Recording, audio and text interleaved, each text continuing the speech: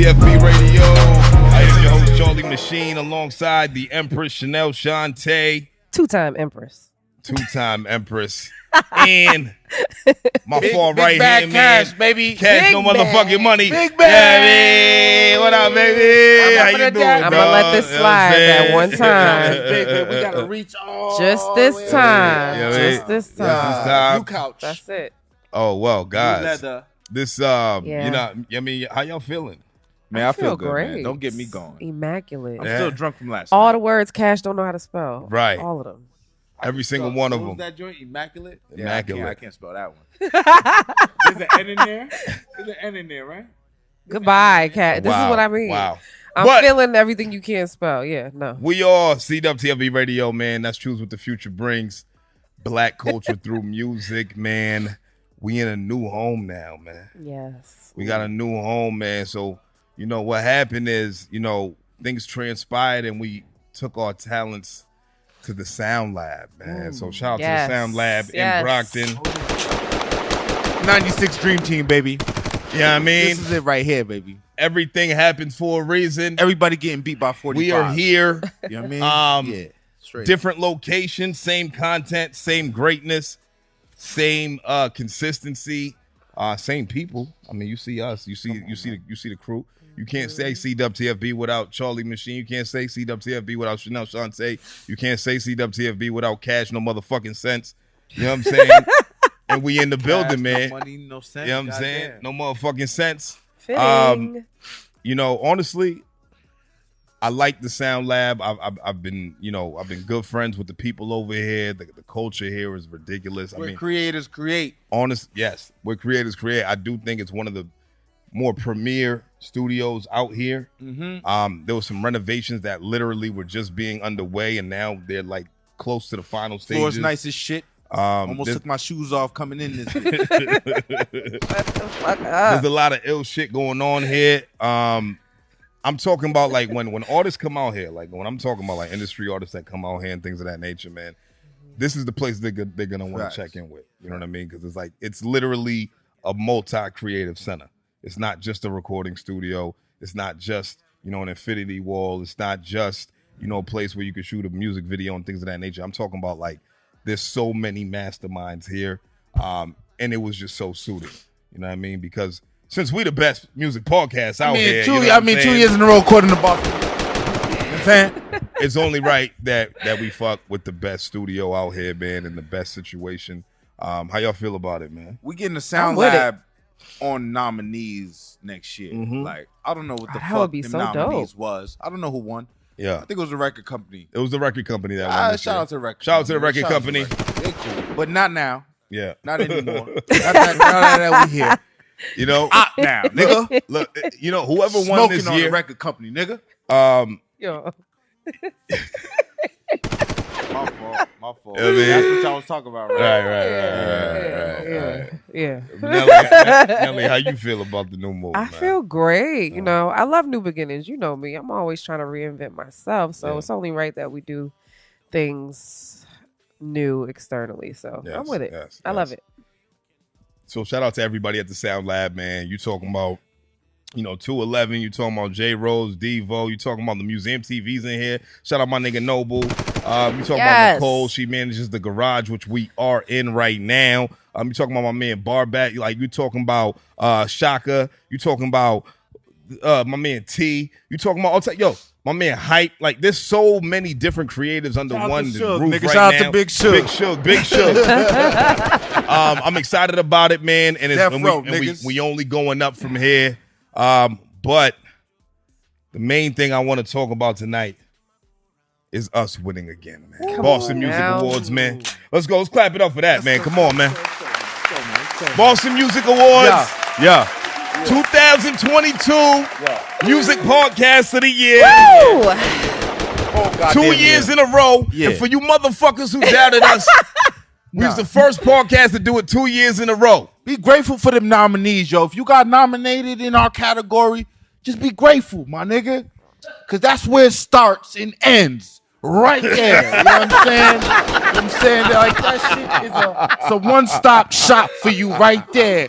So you got be nominated. thankful. Shout out to the other nominees and say C-Dub again. Year 16 in a row, nigga. Let's go. Because we not stopping, nigga. Come on, bro. We can't stop. Like, and we won't honestly, stop. like, I drank earlier that day. I drank all day yesterday because I already knew I won that bitch. Yeah.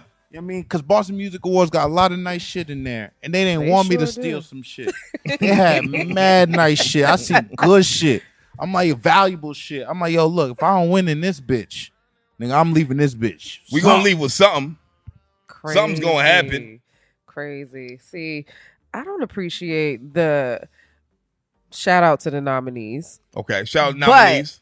But I don't appreciate other podcasts not being nominated. And I thought we was gonna have a speech how we did last year. Well, yes, I did think So I was gonna say it there, but you know, last nigga, year you was there too. No, I'm saying like y'all had a speech prepared.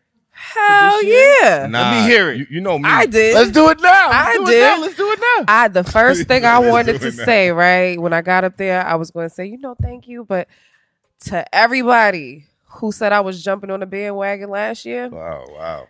I was going to tell them to suck my dick, but I left it at home in the drawer. So I was just going to say thank you, right? Wow. I was just going to say thank you for the motivation because I was going to be on stage. I was going to be on stage with you guys and we won. So, forget the speech. If we're going to go against anybody, I want to go against the best of the best. And I really think Bad for the Community should have been nominated. That's a fact. Period. That's a fact. So who's ever on that committee on the board or whatever next year, because we're going to be nominated again. Yeah. And we're going to win again. Yeah. But in the case that we don't, I want it to be fair game. I want to go against like the top of the line. Right. And I think right now Bad for the Community is some good friendly competition. Yeah. Shout out Bad for the Community, man. Those young boys are doing some ill quality content. I love them young boys, man. Not only are they shedding light on the music scene as well, they're also just having they're expounding on conversations that truthfully we don't think about, right? Like they're having different kind of conversations and I like that. Like, you know what I mean? Like the younger generation, they're a little more open-minded about a lot of shit. And it kind of opens my mind to some shit too when I hear them talking about it, because I think they some ill young boys. So I'm like, they are. You know what I mean? Like when they talk about it, I'm like, damn, I ain't am I corny for not thinking about it like that? Yeah, Like, you know what I mean? I really do. Like, I on some check shit. my corny in the mirror. Yeah, I'd be like, damn, am I an old nigga? Like, you know what I'm saying? I don't want to be an old nigga. Damn, a like, you know what I'm sweatsuit saying? again, Cash. Another sweatsuit, Cash. Like, it'd be like that. I'm right there with you. It's one of those I'm like situations. that, bro. Every day is a sweatsuit. I'm old as fuck, bro. I feel you. know what I mean? I ain't got time to be getting dressed up like that. But other than that, man, I mean, like, what else did y'all feel about the BMAs last night? We had a lot of fun last I night. feel Ooh. honestly, I was drunk, but When are you after not? recapping everything, like we had a conversation earlier, hip hop dominated. Yeah. All the major categories went to black people Yeah. that were in the hip hop space. Yeah. I thought it was amazing to see, Cousin Stiz win Artist of the Year. To see, let's pull it up. Matter of fact, right? Because I like the tribute they did for Hefe Replay. Yes, Like the that Hefe, tribute for Hefe Replay was beautiful, man. yes, the tribute for Hefe had me emotional because it let you see him in his starlight. Yeah. You know what I mean? Like that man was a star in every sense of the word. And it just let people feel, it let people see like, who he was as a creative and just as a person too. Like everybody who knows Replay says the same things about him. He was literally energy. He was a person that you would kind of want to be like. You know what I mean? He's a person you would go to for advice. And he'd be a person who's humble enough to go to you for advice, right? So, Shit free. It ain't shit free, man. Shout out my man Hefe Replay. May that man rest in peace. Beautiful soul, beautiful person, man. And the fact that they got it right. They got it right to talk about him last night felt right to me. Yeah. You know what I'm saying? He won Best New Artist when he, like What year was that? 2019? 2019. Yeah. He performed shout out to Key. Mm-hmm. Yeah, same way Key performed. Shout out to Key on Best New Artist of the Year. She killed it. Her Artist, energy. all right. So here's what I'm gonna say. hip hop dominated, right? And the only reason people are saying hip hop dominated and not black people dominated is because one of these genres that won was Millyz. And he's white, right? So that's why they said hip hop dominated. Thank you, Chiz. But let's be real. Black people dominated this shit. Artist of the year, Cousin Stitch. New artist of the year, Key. Album of the year, Van Buren Records, DSM. That's under 1 million streams. Album of the year, over 1 million streams was Billy's with Blanco 5, right? Song of the year, Bia with London featuring J. Cole. That's over 1 million streams. Song of the year, under 1 million streams, that's Van Buren Foul. Video of the year. We don't give a fuck. All right, right? Video of the year, Bia. That's London with J. Cole again. Live artist of the year, Oompa. Shout out to Oompa. Big Oompa. Aquarius right? sister. Now, those are the main. Yeah. Those are the main awards. Fucking right? energy. And then you had all the genre awards, of course, right? You had R&B Artist of the Year, Notebook P. Yes. Right, you had Latin Artist of the Year. Latin Artist of the Year. Yelena Rodriguez. She did that. Shout out to Yelena, man. Yes. You had who else? Hip Hop Artist of the Year. Who was that? Cousin Stiz again. Come on. And I mean, that's the only genres that kind of pertain to us, my nigga. But we ended it out with Music Podcast of the Year, and that's us, CWTFB Radio, man. Woo. You know, we're the first podcast to win it 2 years in a row, so shout out to us. Who else? I mean, nobody else has done it. Sorry. Shout out to the nominees. Shout out to the nominees. My best friends want me to be better, so I'm going to be better. But as long as we keep doing this, man, it's not 2. It's not 3. 17 it's not 4. of them hoes, You nigga. keep going? It's not 5. It's not 6. All right. It's not 7. It might be 7. 7's cool. We can 7's stop good. at 7. Lucky number 7. We got to get on the committee. You know what I mean? We gotta get on the After committee. 7 in a row, we could join the committee. 7 in a row is crazy. We got to join the committee. I don't think we would do. I feel like we would have more thing joining being on the committee. I was actually thinking about hosting. I think that would be dope. Because they really had no one to control the show, which they didn't need to because it seemed like it was laid out good, but it needed to be some crowd interaction. They had 10 performers, 1 hip hop. They need to average that out a little bit more. Yeah. We need at least 3 to 4 hip hop acts. Yeah. Like, come on, man. Because there was literally, did you see that asking band for that zombies, gores and shit? I was like, well, what he saying? And I don't even think anybody clapped after they got off stage. Well, you got to remember, man, like when black dudes do rock and their whole band is white, it's weird. It puts them in a very weird situation, right? And shout out to dude, man. I forget his name, but he did his thing. Like it was cool, right? Drunk. We never want to shit on another black man. But what I'm saying is, it was weird for me because I'm just not used to that, right? But either way, everybody did their thing last night. I love that. Yes. Key killed that. She did. Murdered that shit. Oh my I walked God. in while she was performing, and I was happy. Damn, man, She's amazing. I gotta get Key up. She We is. gotta get Key up here. Yeah, That we would do. be We beautiful. do. We will. We That would will, be man. nice. We will. You say that every episode, my nigga. We will get Key up here, my nigga. It's coming. It's coming soon. But I don't want to just keep boasting and bragging about how ill we are. You know, shout out to our supporters. Yes. Shout out to Boston. Yes. It's because of y'all. If it wasn't for the people who was voting for us all over, whether y'all are in Boston, outside of Boston, in the country, outside the country, things of that nature, shout out to y'all, man. If it wasn't for y'all, we wouldn't be who we are. We wouldn't have the accolades that we have now, which is the 2 Boston Music Awards back to back. But this is not just about Boston. This is about worldwide, man. So thank you. Just thank you. Yes. And we ain't going to stop, man. What else y'all want to talk about before we talk about the ratings? Let's talk about, oh man. We don't talk about Bruno. Let me make sure. Who? Nah, we're going to talk about Meg Thee Stallion and Tory Lanez. God. Oh, God. AKA Daystar Shemuel Shua Peterson. Nah, that's not that nigga. That's his name. The nigga's guilty. Daystar Shemuel He's fucking guilty. Peterson. He got 4 names. He's guilty already. Wow. That shit is ghetto. Nah, there's a lot of mixy shit in this. Yeah. Oh, and the ex-best friend, Kelsey. What's her last name? We don't care because she doesn't exist anymore. She had the Kelsey Nicole. She had the best deal out of all of them. You think so? Yeah, she might have been the shooter. She's gonna go I really think she is. She might have been the shooter. I really think she is. Why do you think that? I mean, she's a hater. I was just talking shit. Oh, but no. You agreed with me. Well, no, because when they cross-examined her and she got questioned, I believe she was asked, was Tory the shooter? And she said no. So that leaves her, right? Or the driver. Okay.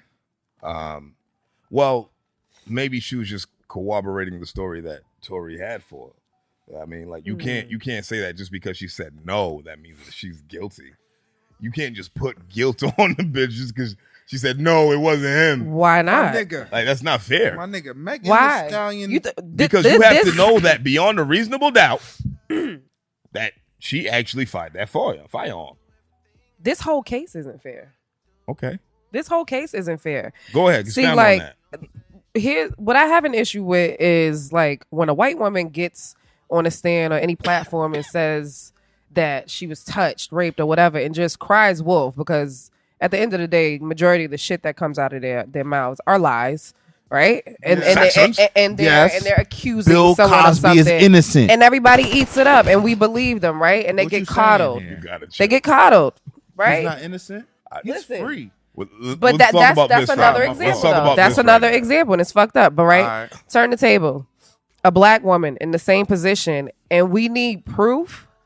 We need proof. We don't believe her for reasons that are just beyond me. And the shit is not fair. The whole case is not fair. Like, the shit reminds me of a girl just, going about her business and she gets sexually harassed or raped, and she's questioned and asked, well, what was you wearing, or how did you provoke this guy? When at the end of the day, if the tables was turned and we was talking about another race, all of that would be like exempt. None of that. It's not fair. Period. Meg was shot.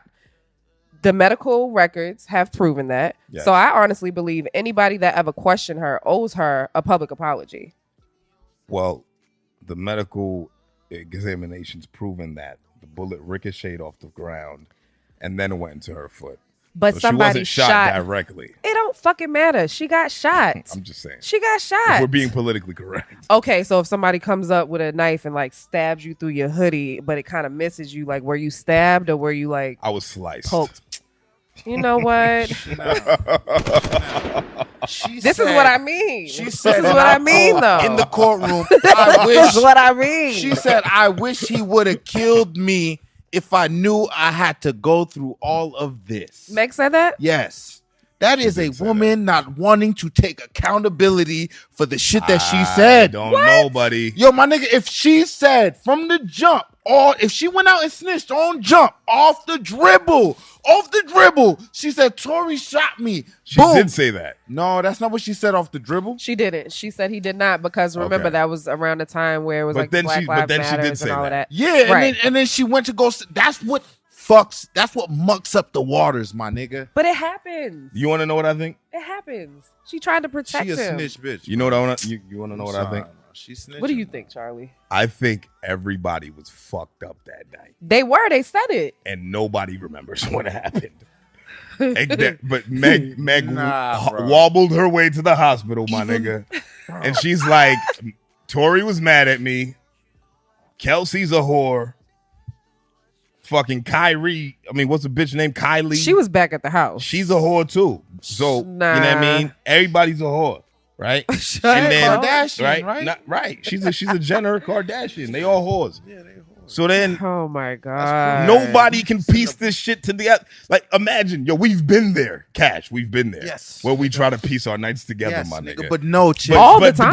But no, don't no chiz me, my nigga. Yes, I'm gonna no chiz you, my nigga. Because there's pieces and clues that sometimes we literally cannot put together, bro. My but nigga. when there's like high moments of shit, like a gunshot would be a high moment of something like all right, click. I remember the gunshot. Like you remember the gunshot? Who got shot last night? Okay. You know what I mean? Like you will remember that. Like don't be. You know what I'm talking about. I'm gonna tell you a story. I was about to say. I'm gonna tell you a story. I'm gonna tell you a story. Go ahead. I'm gonna tell you a story. Don't be incriminating though. But go ahead. Nah, I'm gonna tell you a story. All right, go ahead. I'm gonna tell you a story. All right, go ahead. I was downtown with my wife and her family. Right. All right, word. I wasn't there. Yep. Go ahead. For her brother's birthday. Tell the whole shit. We going to Storyville when it was open. Right. This is how long ago it was. Right. beyond the statute of limitations, right? So then we going over Smart there, nigga. right? And I see a guy from the city who's known, and he's with another guy who's actually known in the industry, right?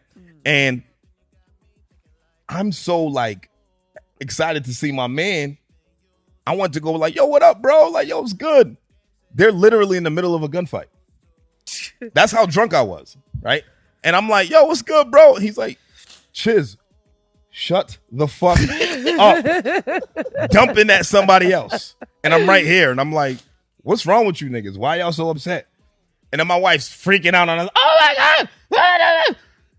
And then I'm like, and then they hop in their truck and they dip off. And then she's like, did you not realize what was just happening? And I'm like, what are you talking about? She's like, these niggas was literally dumping at each other, and you over here saying what up? Like it was a barbecue. All right. Right? All right. So you're an anomaly, my nigga. So with that being said, you really black out. So with that being said, you're a walking corpse. I do believe I do believe that it could have been that wild for them. These motherfuckers is black, young, and rich. Yo, you know he said dance bitch. Like that part.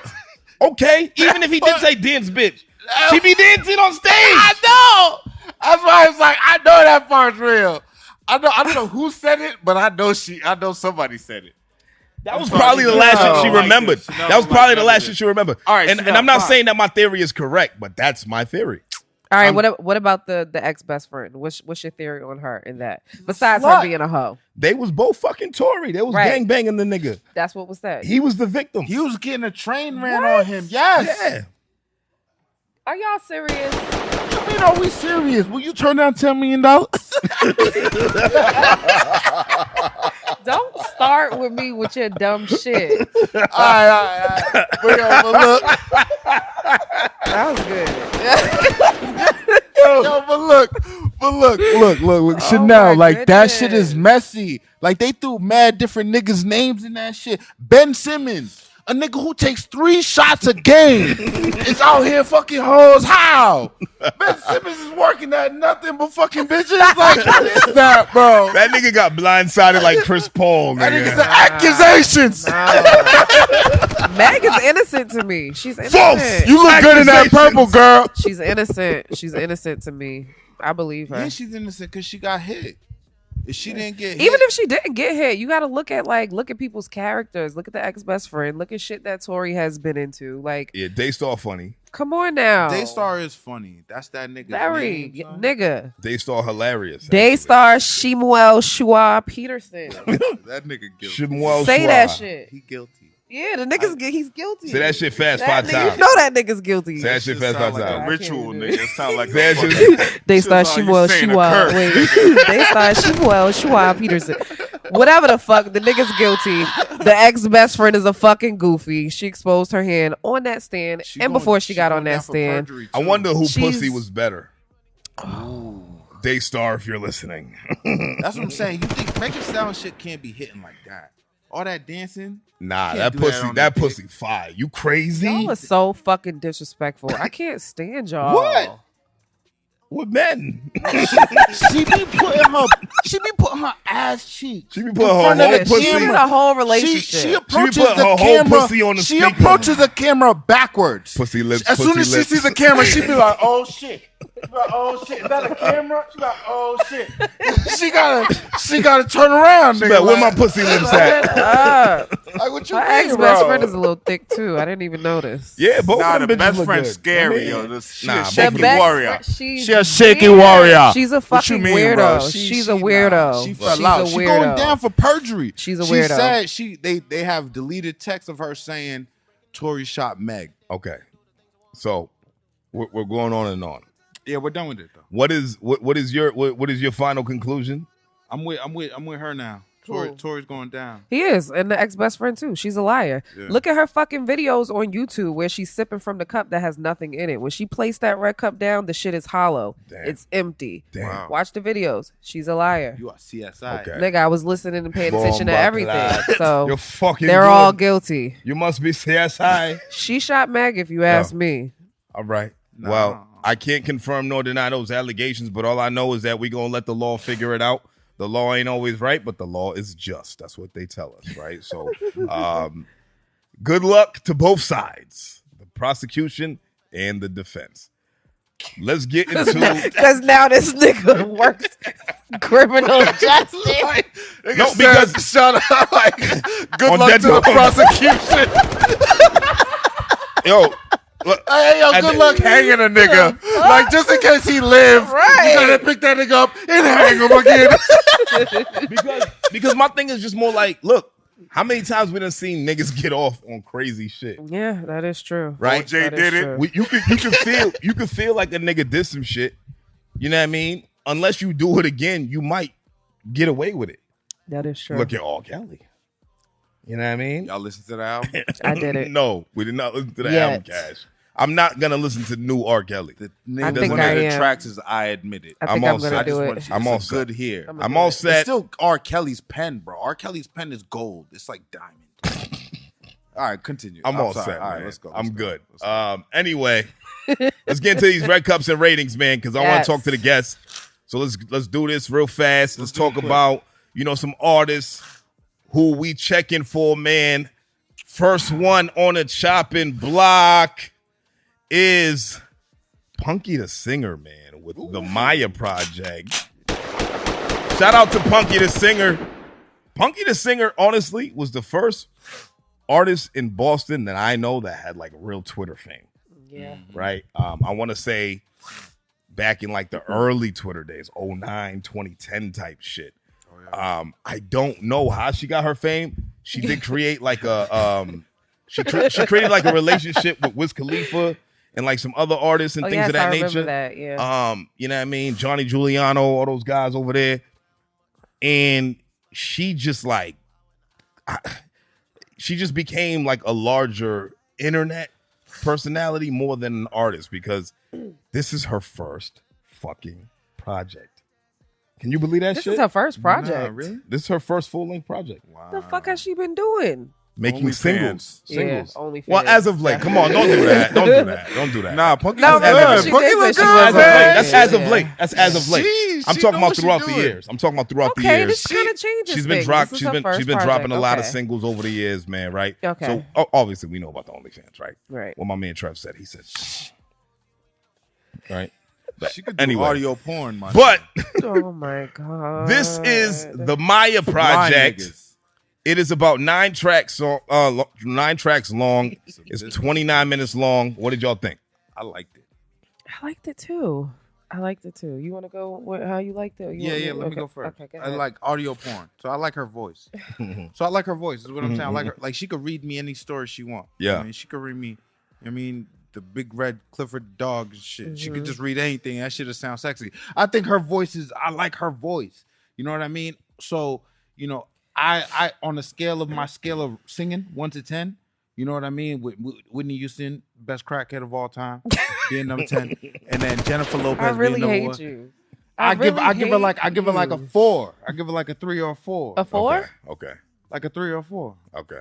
Wow. But I like her pen game though. Yes. I like her pen game. I think she's her a pen great game is writer. She can write. I think her pen she game can write her is ass. I wouldn't give her a 4. What would you give her?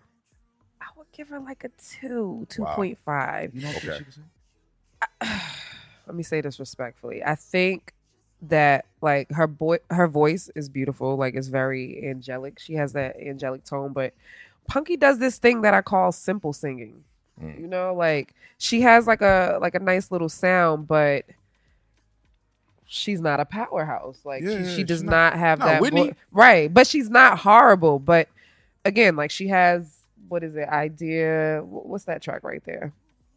She has a track on this project where Idea 28. Right. It's raw vocals. And I didn't like it because without the engineer and all the works, it just didn't really sound that good to me. And then you had the track after it where it was like, wow, this is amazing. Right.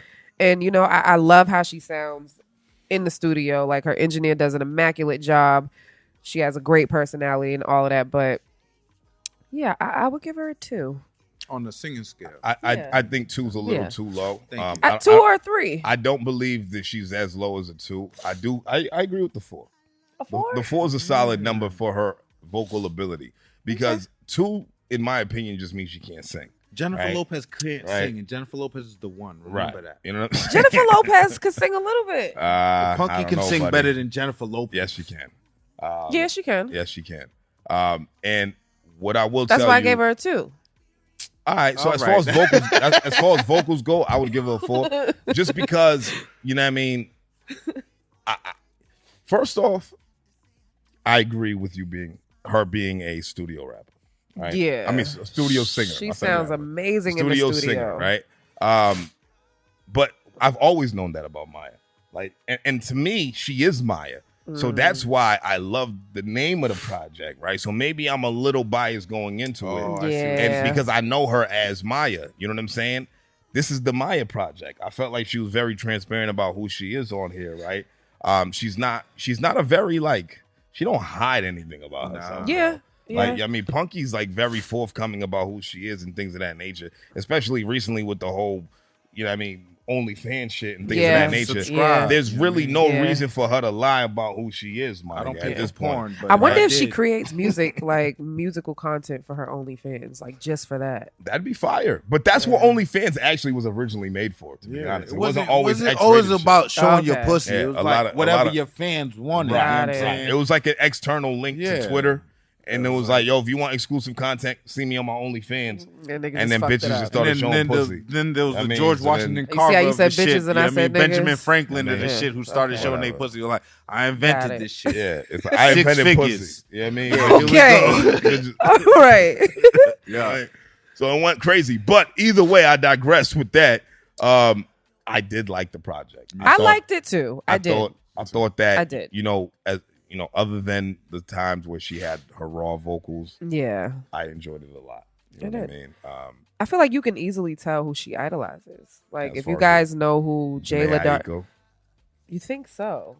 Mm-hmm. A little bit of Janae vibes. I'm thinking more so Summer Walker and Jayla Darden. Like, with the whole idea 28, like that's a Jayla Darden thing. If you listen to Jayla Darden, you will automatically think Punky. Look her up after this. You're gonna hear Punky. Like, it's obvious that those are her idols, and that's great because Jayla and Summer, they can sing. They can actually sing. So I think that's really dope. What was your favorite song?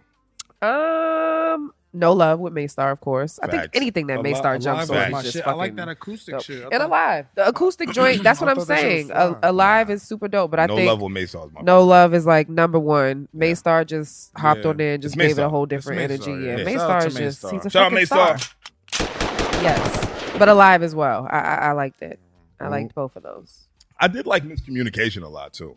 I'm not gonna front. Miscommunication was a dope record. Yeah, I did like that.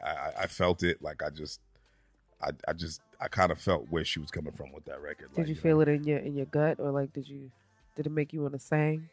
No. Okay. You didn't really feel it then. I mean, but I did feel the verbiage. Like we said, her pen game is strong. Her pen's strong. Right? It is. Her pen game is very strong. She's a great writer, and that's really what Punky's been up to over all these years, man. But either way, man, anything y'all want to say before we say what we gave this? Nah, man, let's get into it. Because at the end of the day, we can critique an album or whatever it is however we want, but the facts remain the facts, right? And the talent remains the talent, man. So, out of 5 red cups, we gave Punky, the Maya Project, a solid 4.2. Out of 5 red cups, man. Yes. Shout out to Maya. Shout out to Maya, man. Project, keep doing what the fuck you doing. Keep creating. We're gonna talk to her again. The next one, man. This is somebody that we love dearly. Somebody that we actually spoke to recently and actually rated another project. He's a serial album maker, right? It's my man Terminology with rapping with my friends. Hey, making more albums than Kellogg. This nigga don't never stop making albums. He's addicted to albums. I fucking love Term. Yeah, man. Rapping with my friends is a 14. Seen him last night, man. Yeah. Yes. Shout out to Term, man. Yeah. Shout out to Term in the building, the BMAs. He was in there looking real mobbish with his crew. Very. Shout out to Iraq and them. Shout out Iraq, man. But anyway, rapping with my friends, man. It's a 14-track project. It's about 47 minutes long. What y'all think?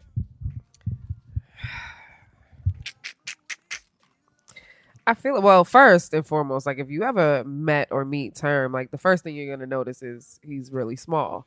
But in height, and that's not a bad thing. Okay. Because, right, he carries such a huge energy. Like his energy is so big, and I fucking love it. Yes. And it transforms into his music. Yes. Yeah. So I feel like we've already said so much, and you guys especially, because you did some other ratings on him, a lot about Term. So musically, like, there's really nothing to talk about. He's a fucking legend. Exactly. Yes, he is. Exactly. This is project number 45? 45. 45. Is it? 45. Is it 46? It could be. It's 46. It's 46. It's 46? Yeah, 46. You sure? Determination was 45. It's just that the K Slay intro said 44 because it happened before the Paul Wall joint. This is 46. Okay. Yeah. Okay. Yeah. That's still a lot, though. Yeah. That's still a lot. Because even of course, on my favorite song on this project, Thankful, he said legendary author of 44 projects.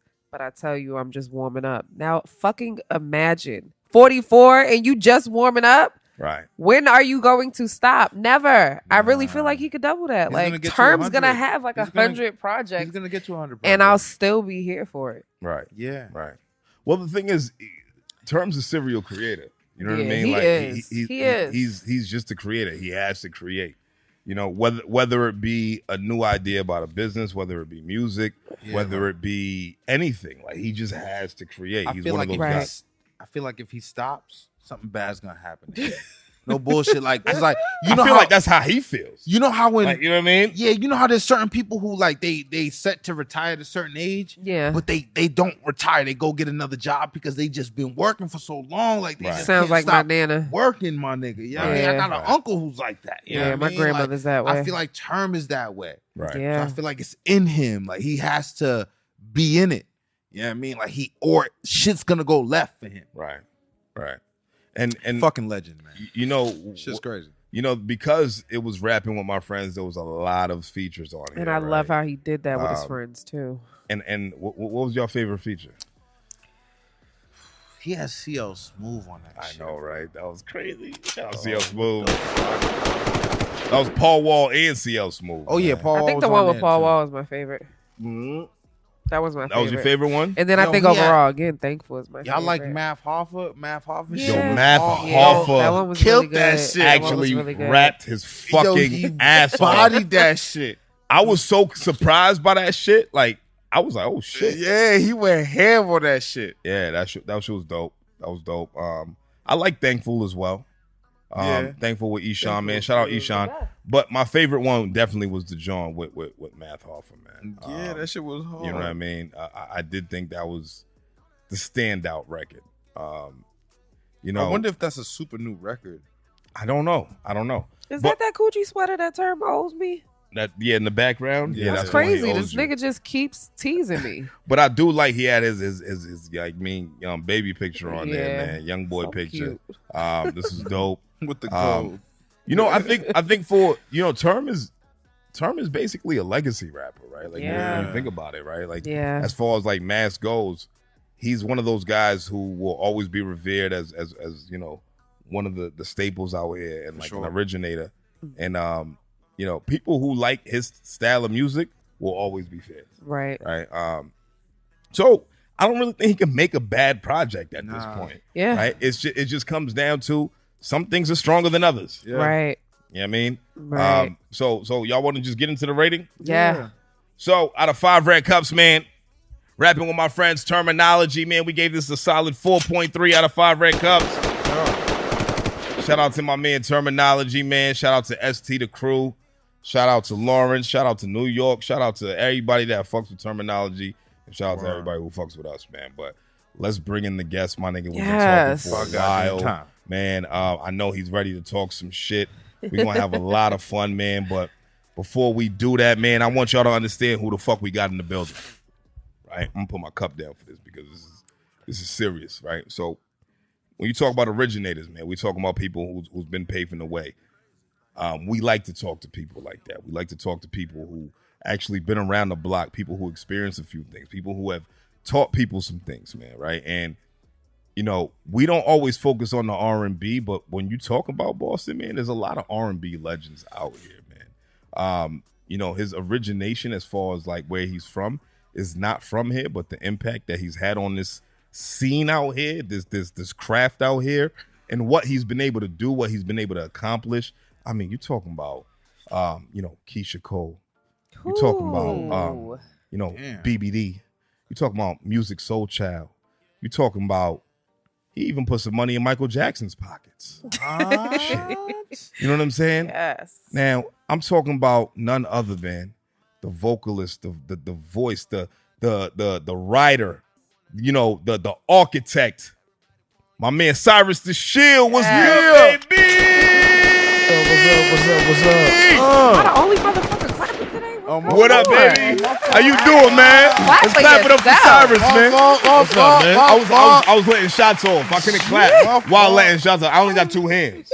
You know what I mean? I only got two hands. Clap with your feet. You know what I mean? You want me to Liberia's own. Side, what up, baby? Man. How you doing, man? I'm good, bro.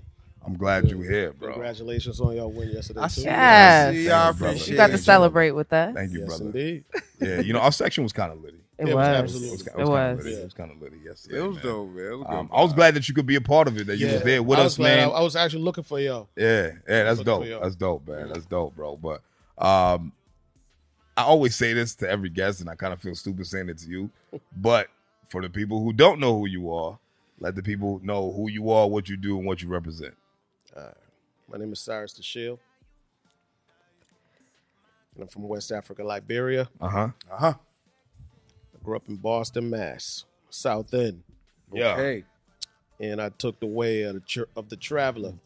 And I'm a songwriter, singer, vocal producer, vocal arranger, and overall cool dude, man. Yes. Yeah. Vibes, big vibes, man. I agree with that, man. Overall, cool dude is definitely a good way to describe you, man. So, Sai, we've been talking back and forth for like, I don't know, like what was the last 2-3 years now, almost. Yeah. Sheesh. And That's so long. Because timing. Okay. Timing is everything. I do believe that. I mean, obviously, you don't live here, right? So Yeah, I moved. So when we talk about, you know, local gems, you're not local. You don't live here, right? So it's not like I could be like, yo, Sai, you ready this weekend? Like, you know what I mean? Like, it don't work like that, timing. right? So it really came down to timing. And also, bro, I feel like this makes more sense right now, right? Because It does. your stature in the music business for what you've been able to do over the years, man, and what you've been able to accomplish and what you've been able to see early on would have been a flop if we're being completely honest, right? So right now is probably the best time possible, right? But I really want to just talk about your story, where you've been, your experiences, the people you rubbed elbows with, man. Who wants to kick this off, man? I mean, we know where he's been. We know, but he was at the BMAs yesterday. You were nominated. Yes, for R&B Artist of the Year. Yes. First year. This was your first year? First year I put out music. No. Got it. Was this the first year and first time you were nominated? Wait. First year you put out music. Yeah. This is like my first, I can say second year, but I think it counts. This is my first year of really promo, like heavy and really just artists, just not even writing for other people, just me. Like this, it feels like this is my first year putting out music. Wow. But didn't you drop an album in 2020? Yeah. But Wow. I didn't really promo like that. Like I just had to get it off All right. my chest. You know what I'm saying? It's something that I just wanted to get it done. It was called In My Right Mind. Yes. You know what I mean? I pretty much took vibes from, you know, Africa, Liberia. You know, I got some big artist, I got a writer who was on Beyonce's album. He's on one of the songs with me. I got one of Liberia's biggest artists on there with me. I got this producer who worked with Black Eyed Peas, Rich One's on there. L Rock, he did Yeah for Usher with Jermaine. He's from Liberia. He's on there. I got Dunk Rock before he signed with Sony. Okay. And he's on there. You seem a little upset about that. I don't know. It's okay. You know what I'm saying? You know, a lot of folks be lurking on my page. Oh. You know what was my shit on there? Lingo. Check the lingo, dunk rock. Yo, Lingo was fire, bro. Yeah. Yeah, Lingo was fire, man. That's a really good one. There's some really good ones on there, but Lingo's hot. But I'm sorry, you was going somewhere with Yeah, this, right? so- Come on now. Yeah, no.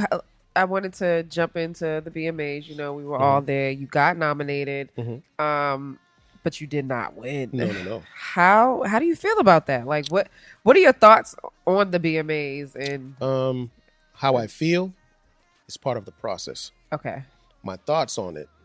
I would have loved if I caught a nomination in 2017 when I did Music Soul Child and BBD at the same time and had all songs on the chart at the same time. That would have been a great thing to get Songwriter of the Year, you know what I mean, or something like that. I would have loved to see more R&B acts perform. I didn't see any R&B acts perform really. Last night? You know what I mean? Yeah. There were a lot of Saxonian sorts. Yeah, Saxonians. Oh my God. Yes. It would have been cool to. I think it took too long to get to the R&B, nomination. It took too long. Like we're just waiting. You know what I mean? And Yeah. R&B is such a staple in the music culture in general. Yeah. And for it to take that long to get to it, like I don't know. If anything, let some folks perform. Let the nominees Right. perform or something like that. But you know what I mean? Everything's a process of working. I get it. So, but that's my little observation and thoughts about that.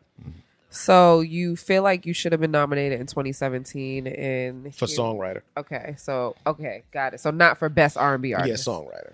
Okay, That's fair. how'd you get nominated this year? This was I'm trying to figure out how that happened, but we'll take all the blessings that come with it. I put out a record this year called Chakla. Yeah, chocolate.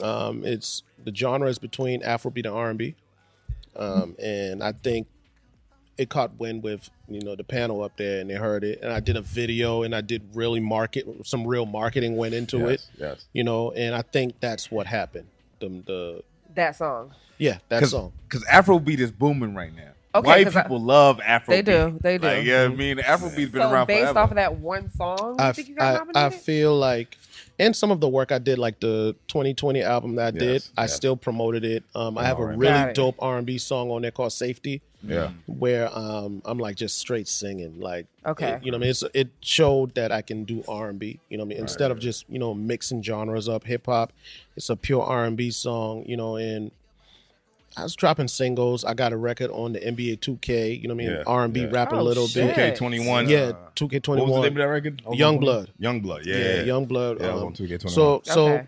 I have been working, you know what I'm saying? But I think this year was the first time, my team Polymore that I'm working with, like they just went overhaul with the promo. Shout out Polymore. Polymore. Yeah. Joe, I need one of them jackets with the white sleeves, though.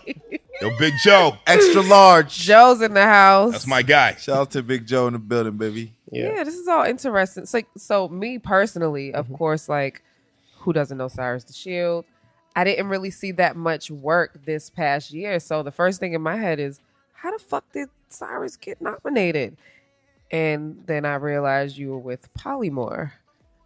And, Polymore had an artist last year that was nominated. So do you think it's just based off the strength that you're on Joe's label, or I think the folks up there know me from my work. well, not his label, his management company? I think they know me from the work I've done. Okay. And they were like, this nigga been working.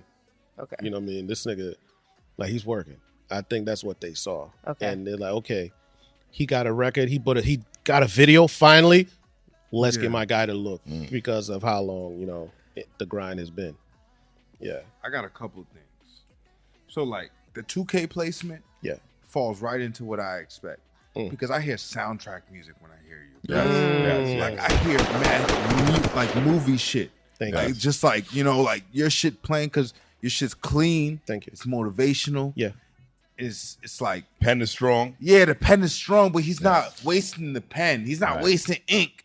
He's like, you know what I mean? He's making like scriptures every time he writes. Shout out to you. Thank you, man. Because the motherfuckers will waste, waste the pen doing a lot, and you don't go into the grading, none of the foul shit. You keep shit real. And I don't be like, bitch. Yeah, you know what I'm saying? Nah, you know what I mean? Like, yeah, he don't be swearing a lot. Like, you know what I mean? Like, say motherfucker. Can you say motherfucker? Get my motherfucking publishing, nigga. Let's get it. Sir. Big sir. I was like, damn, this thing ain't say nigga once, man. So the thing is, a lot of times when I write, if I write for others that, need that type of energy, I'll do it. Right. Like, what I mean? If I write for me, I might, but I might not. You know what I mean? I don't think if you check out my mixtape stuff, it's it. You know what I mean? But it's very light. You know what I mean? I'm not. Because you used to rap. Yeah. Yeah, early on. Yeah. Was you always Cyrus DeShield when you was rapping? I never put music out. Okay. Yeah, I just was just, I used to do a lot of beatboxing in my neighborhood. Right. Okay. And then I would be rapping.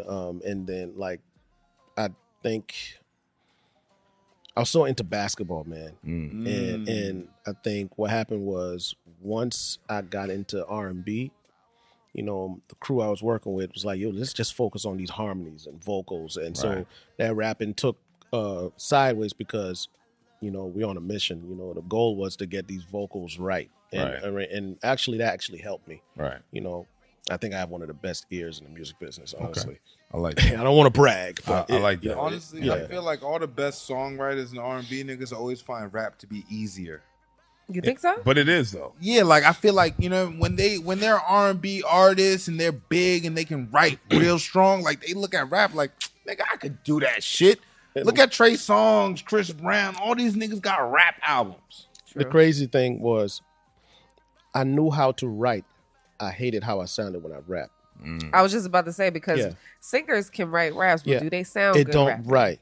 Yeah, and I had to learn how to get my voice. Like I would call certain rappers from Boston. They know, and I know they used to be teasing this their rapidy ass nigga, but I knew I just needed to just learn. So over time, I started learning how to use my voice, and once I understood that, the same technique I apply to singing is what I apply with the rapping, and that was it for me. I just understood how to use my vocal, and that was it. Do you have like another personality when you rap, or are you still like very like, poised and soft?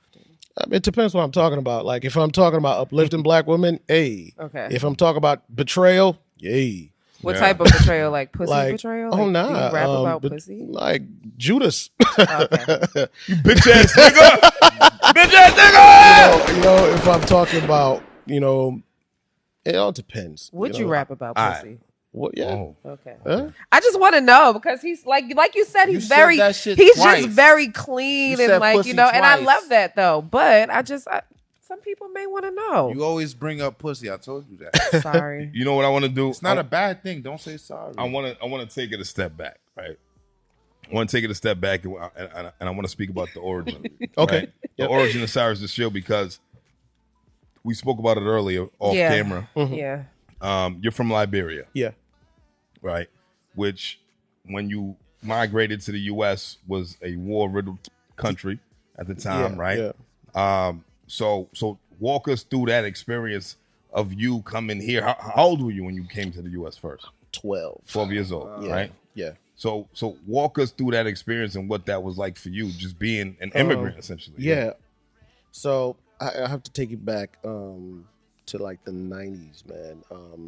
The second war started in Liberia, and we had to flee. So when we fled, we went to Ivory Coast. Okay. So we stayed Cote d'Ivoire. Cote d'Ivoire. So I stayed in Ivory Coast for like 4 years. Okay. You know what I mean? It rolled right. That's off how I do it. Yeah. He said pronounced it right. He said it right. Say that shit again, my nigga. Cote d'Ivoire. He said it right. So I got to Cote d'Ivoire and completely different culture because they speak French there. Yes. So that was a struggle, trying to get through that understanding. But then that's when my aunt, for me, got me into music. She, played the piano. So I used to take piano lessons and all that stuff. So after that, we moved to Ghana for like a year, just a lot of movement. We was trying to get to the States. And the way how it is, America wasn't giving families visas like that. Wow. You know what I mean? So we figured, well, let's try Ghana. You know what I mean? Because we was in the Ivory Coast for 4 years. Yeah. Right. And we weren't, no one was getting visas. Nothing was happening. Yeah. Right. I was the only one who was born in the States. That's crazy. Wow. Yeah, I was born in Rhode Island. Okay. And sorry to hear that. Yeah. Keep going. Right. No, I get it. So we get to Ghana and we try the same process. Again, nothing happens. And then that's when my family started really going on the rocks. So my mother and father were getting ready to divorce. And then my father went to Ghana, went to Liberia. The war had kind of just like calmed down a little bit. So we followed. This was 94. And we get there, and we was all living. The family was basically sort of kind of broken at this point now because you know my mom and dad weren't staying together. Yeah, there's a lot of different shit going on. Yeah, there's a lot of shit. Going Africans believe in divorce. Haitians ain't no divorce. Yo, you know what? You're right. You're right. Ain't no divorce. You can leave and go have in my family though. Ain't no divorce. If you gotta go, you gotta go. That's fair. So I think this was from 94. That's when I started to try get into some normalcy what's going on. So you know what I mean, we're back in Liberia, the homeland. Okay. You know what I mean? So okay, everything is cool. And then one day, dude, we just hear a call. They said, yo, on Friday, they're gonna be trying to take one of the rebel leaders out. So don't go to school. I remember. So I'm like, okay, cool. And go to sleep. And around, I don't know, it was like maybe 4 or 5. All you hear is like a rocket shooting through the air, like boom, boom, boom, boom, boom. That's when my life changed. Right there. Insane. That's when my life changed. And I was separated from my mom and father. Events happened. My family got separated. It was just me, my brother, and my sister. No mom, no dad. And we walked for like miles to get away from Liberia. And so we sleep with some family members, you know, at their house, far away from where my mom and dad were. And so the next day we wake up. I'm not going to talk about what happened in the house. It was real crazy because soldiers came, like some Hotel Rwanda mess. Oh, you know what I mean? Like, dude had a flashlight. You a small soldier? You know what I mean? Like crazy like that, you know? And it's so crazy that I didn't feel like it was real, so I started smirking, like, "Oh shit, this is really happening." You know what I mean? Because I'd never ever like a nervous smirk. I never experienced nothing like that, so I'm like, "Oh shoot, this is really happening." You know what I mean? And so anyway, they said, "Leader boy, only not small soldier." Next day, we walking back home, and I see my mom hanging on a truck with soldiers looking for us. So we're screaming, "Mommy, Mom!" You know what I mean? We screaming, and she grabs us. We go home, and the decision was, you know, she had to come to America with me. Right. My brother and sister stayed with my father. Okay. That was the worst day probably of my life then. My whole family was broken up for like a year and a half. Wow. And so now I come to America, and now I have to adapt. So I'm in Boston now, South End. Roxbury. South End. And the fuck? Lower Roxbury. Yeah, so I'm in South some End. people call it different things, whatever. South End's not Roxbury. Lower Roxbury, but whatever. No, South End. South End, yeah, South End. And so now I'm trying to adjust. So for that year, we're trying to adjust. It wasn't easy until my brother and sister came. And then that's when the normalcy actually came in. This was in 96, 97? This is 97. This is when now I'm experiencing normalcy now. Right. So now I'm in Cathedral High School. Oh, shit. Know, right. Shit changed, right? Cathedral, wow. Right. For like 2 years. Okay. And then I started working at Teen Empowerment, you know, and that's actually where I got introduced to music. Yeah, I got introduced to music through Teen Empowerment, and I ended up going to the Apollo Theater. One of my friends gave me a flyer. I went and sung for this group. These folks took me to Apollo. I sung. First time I won. Came back home. Went back up. I lost. Got booed off stage. Wow. Yeah. You sucked that bad. I was sick. Lost. My voice was gone. Oh, wow. I had to start the song in the lowest key possible. It was terrible. And then forgot the words. Wow. So you just straight bombed. Just bombs. Like, if there was ever an explosion, nigga, that was a fucking 3-point shot. The nigga, bomb. And so that happened. But the craziest thing in hindsight, that event, me bombing, saved my life. I'll tell you why.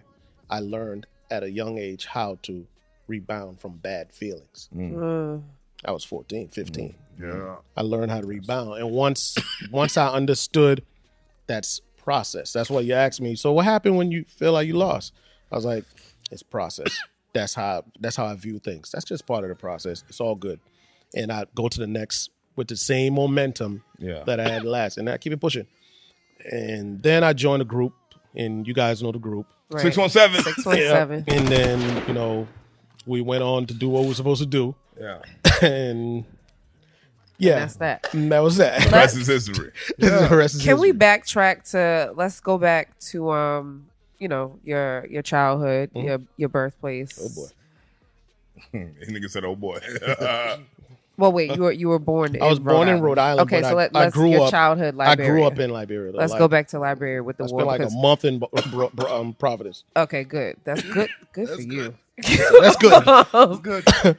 You lived in Africa like during one of the most bloodiest wars that killed over 200,000 people. Wow. So, and that's big. You could tell that it had some type of heavy impression and influence because you remember the time that the rockets, Very well. like, that's crazy. So, like, let's talk more about, if you can remember, the ways that you were able to cope. Like, what did you do to cope with your trauma and everything that was going on around you during that time as a child? I had a heavy D tape cassette, Oh, wow. and I would put the heavy D cassette on to not hear nothing, and I would just drift away to a whole nother place. And I got to meet Heavy D and tell him his tape helped me Wow. That's before super he dope. died. Legend. Super dope. Yeah. I love that. He didn't even understand why I was just so happy to see him. Right. Like, you know what I mean? So y'all know everything from, Yeah. so when I see him, I'm hugging him like my brother. Like, man, I love you, man, Hev. He's like, word? I'm like, yeah, man. And he was the nicest dude. Was that I got nothing but love That's for my you, guy, man. Yeah, yo, Come on. nicest dude, man. Oh, man. I was like, yo, I'm from Liberia, man. Your tape, you know, it helped me, man. Different.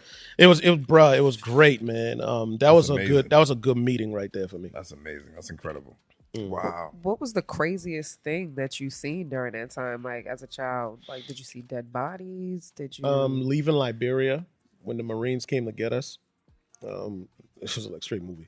The Marines came to get us. We got in the trucks as we're driving, going to the city. There's nothing but bodies lied on the street. So my mom's telling me, Cyrus, don't look. And I'm looking. Don't look. And I'm like, oh shit. She told me not to look. And now I'm looking And you at fucked up. and you're seeing all these bodies, and you know, Right. it's not processing. But I'm like, damn, this is wow. You know what I mean? It's like a lot of bodies. And we get to the embassy. I'm gonna leave you with this. We get to the embassy, they tell us you can't bring more than one bag. So I had to empty everything we brought, you know what I mean, compile into one bag, me and my mom. And they tell us the helicopter's gonna be here. I left in a helicopter. to and come to the States. We left from Liberia to go to Guinea, transported on a big army jet, the ones that left Afghanistan. Yeah. We got on those and then went to Senegal, and then we got on a commercial. But the crazy thing is, I'll never forget leaving Liberia. When I looked down, the city was smoking and on fire. Wow. I will never forget that. Like, that is ingrained in me. The back of the helicopter was open, and I'm looking down, and it's being escorted by jets on the side. And what city was that? This was Monrovia. Monrovia, Liberia. I will never forget it. You know what I mean? And the joint lands in Guinea, and we walk right over and get in the army plane, and it was freezing in that plane in Africa. I was like, I didn't even think they had ACs on this plane, baby. yo. High altitude. And I didn't even think they had ACs on the plane. It was freaking freezing in there. Get to America for the first time in a while, and I'm like, all right, here we go. They had the Red Cross. Freaking, it was crazy. Did you speak English when you came in? All right, so you spoke Yeah, English yeah. your whole life. Yeah, no, absolutely. My parents both went to school in London. Okay.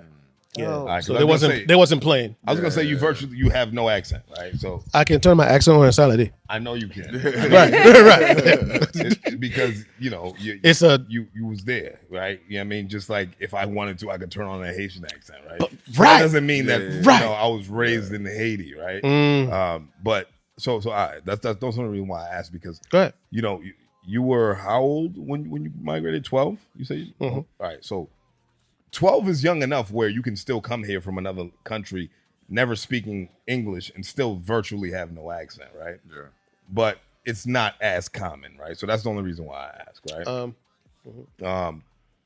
But okay, so do you have any more questions about Liberia? Because what is Liberia like now? Yeah, Liberia's getting better. It's Liberia. They got a Starbucks? Nope. Listen, it's funny you say that though. If there's Starbucks, if there's a Starbucks, it's coming. Up to date. Listen.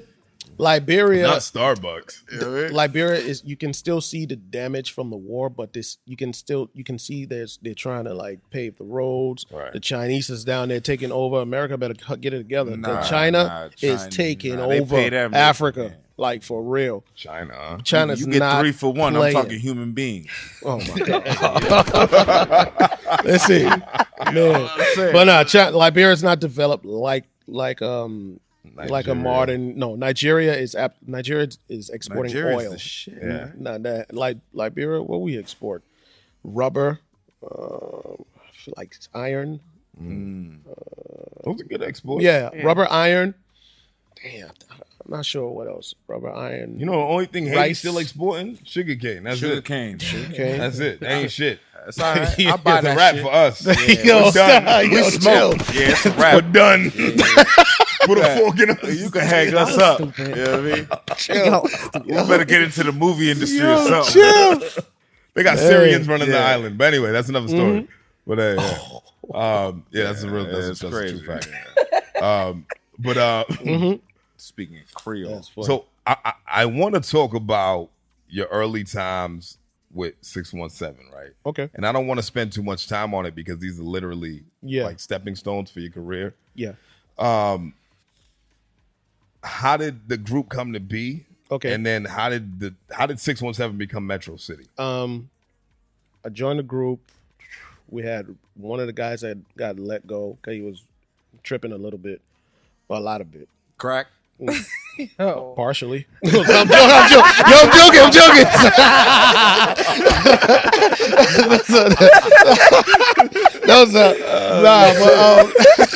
So Bobby Brown was a team member. Shut up. Yo, he fried chicken with cocaine. That story. No. Yeah, they had. I don't even remember the question, though, boy. That's crazy. How did you get started with 617? And when did it become Metro City? Okay, the manager, he saw me perform at the Apollo. And he was like, yo, I want to work with you and get back to Boston. So he was the first one to actually put me in a real recording studio, and that's when I actually found out I could write. Right. For real. And when the group heard it, they was like, he sounds good, you know what I mean? And the right moment, they just threw me in. I was in there dancing, practicing, and we kept it going. I think working with the manager, I'm not even gonna say the manager, working with Clyde Nesbitt, I call him Bo or Pops, he instilled a different type of discipline in us. And I think his discipline, the way how he structured it, it's probably what keeps me going to this day. Like it was tight. Like, you know what I mean? Like it was very structured, you know what I mean? And it wasn't like toxic, you know what I mean? It was like, yo, I don't know, it was just a great. He just did well. He did well. No Joe Jackson. Yeah, no Joe Jackson. He just did well. The only thing we didn't like was this dude didn't want us to wear what we wanted to wear. Like he had us in the suits. If you remember, we always had on suits. Like, I hated it. You know what I mean? And then we started rebelling a little bit. Like, yo, we want to wear what we want to wear. And then that ran its course. And then that nigga had your line. Listen to Temptations. Oh my God, bro. Right. Oh my God, yo. Man, dude, them freak and I still know them steps to this day. Oh shit! To this day, I still know every single step in that Temptation song. But I think so. After we ran that course with that manager, we was like, yeah, we want to get signed. You know, this is actually when we got to the place of trying to get into the music industry. So we was like, we're gonna have to just go tickets by force. So we, like I said, we said a prayer in Dudley, got and we drove to New York and met Puffy that same day. Wow. Like that same one. Listen, literally, we went said our prayer. Strong. That's yo. Off of what he said though, the truth is Liberia. Listen, it wasn't Liberia on that one. That was when two or three people believe in something, like y'all three. Yeah, like voodoo. Yeah. Oh my God. Bro, suck it. Like They voodoo. believe it. I don't. I hope you don't, But man. it's strong, so it's when two or three people believe in something, the shit's gonna work. Yeah. Period. Very true. And that's what happened. That's a We fact. said we're gonna go and do this. We went, met a lawyer, same day. Wow. Freaking, we met Puff same day. Wow. Met 112 same day. Wow. Harv Pierre same day. Wow. And Damn. right, that fast off of just believing and just going up and just singing. Matter of fact, we sung at Violator and Nori came out Crazy. the room. Nori was in the office and he was like, "You niggas is nasty." Yeah. What year was that? Do you This was remember? it was, damn, dude, I want to say like 99 or 2000. Okay. This was this Melvin Flint Nori? I don't know, You know what I mean? man. I don't remember. I don't know, but I remember they was at the Violator building and we was freaking singing in the lobby. Yeah. And he was like, "These niggas is fire. Y'all niggas better sign it. Y'all playing." Like, you know what I'm saying? Probably Him and Capone, both of them was there. That nigga got diamond encrusted Newport pack. That's a nigga who you know smoke Newports. That nigga put diamonds in the Newport pack, That shit nigga. crazy. But then, we met. Time went on. We met Willie McGinest from the Patriots. Oh shit! Yeah. Okay. Shout out Willie Shout out to McGinest. Willie McGinest, man. So Willie really was the one that kind of just, believed in the group, with his partners, and moved us to LA. That's when so no parental supervision. We just out there, Boston niggas. You was out there. You You was heard outside. what the nigga Roger said. Belly niggas First going thing he said was no parental supervision. That nigga said How my old dick were was you there guys? first. Yeah. How old were you guys at the time? I was 17, about to turn 18. Okay. Yeah, come on All right. now. Pussy What's the- galore. Yeah, dick was there first. Yeah. All right, his body was on the way on the plane. His dick was already there. Dude, Hell, business. man. Nigga said, I already came. I've been here. I know these streets. Yo, I made these streets. I named Filthy this. runs. Yeah, stupid. Yeah, that was a crazy time, man. Oh, shit. Yo, Sai, you was wilding the fuck out, wasn't you? No Jimmy. Look at this. That is disgusting. Oh, that's Don't disgusting, even- right? Come That's on fair. now. At He least said that's disgusting. At least I he's feel you. safe. I feel you. I hope feel- it was safe. Yeah, gotta be I mean, safe. Gotta be absolutely. safe. What's the wildest thing y'all did out there? In LA? Yeah. Gang bang. And no Crips or Bloods neither, nigga. And no ops in there, nigga. No, you stupid. Man, the wildest thing. I don't know, man. I gotta protect freaking honors around here. This Nah. nigga signed the NDA. Nah, man. It was a learning time. Okay. I bet. It was I bet, nigga. it was a learning time. Yeah. Okay, so you went to LA. Yep. Now, all right, so when did the name switch happen? The switch happened when we signed with Interscope. Okay. There was and like, like, let's change the name. Dude who was working would want us to change the name. In hindsight, I feel like maybe we shouldn't have because we had built up the brand. Right. We were known by 617. Right. But we changed the name and Because that career of Metro City was way more short-lived than 617. Correct. That's what I remember. yeah. All right. That's true. But in that time, when y'all did Metro City, y'all did the joint with Keisha Cole. Yep. Superstar. So when it was Metro, man, I think the dope part of being a part of the group was, getting to work with so many people. Right. Right. Like my first session was with Sean from Boyz II Men. Right. Like So Crazy. it was like it's more of like a catapult idea. it catapult. Once the rebranding came into play. Rebranding came, and the experiences of the music industry the professional way, like, you know, working with like the songwriters and learning how to, you know, that's when my interest for engineering came in. Wanting to write, you know, it got even more because I'm watching professionals do it. So I'm like, oh wow, I think I want to do this one day. You know what I mean? So, but that's, you could say that was what fanned the flame for me. You know what I mean? Working with all these people, like we worked with Sean. Eric Dawkins, he did Tyrese. Why you want to up and leave me now? Now you supposed to sing that. That's my shit. As vocal producer, worked with Mishka. He did a lot of stuff for Omarion and them. We did one session with Kanye. Which Kanye? Was it Graduation Kanye? Yeah, it was around the time when he was still recovering from the injury. So so his mouth was he still had the thing in there and all of that shit. Yep. It was like a mixtape song we did. Work with him, work with RZA. RZA. Yep. It was a mixtape song too.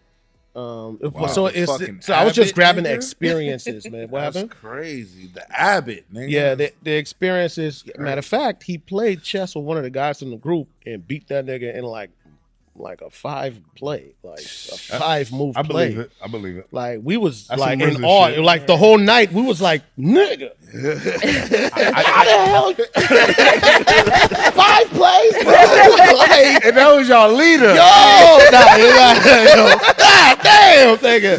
Y'all leader, nigga. He was good, bro. That was a good experience, man. As far as on the learning process with the creativity and just observing it and taking it in. I got to ask so many questions. I always ask questions, you know what I mean? And those helped me a lot, you know. Right. And that was with Interscope. Yeah, that was with A&M. That's fine. A&M Records, which was under Interscope. Which was under Interscope, yeah. Who did you meet from Interscope? You meet Jimmy? Hmm? You met Jimmy? Jimmy Iovine? Met a lot of times. You met 50 too? Nah, now 50 wasn't a part of it yet.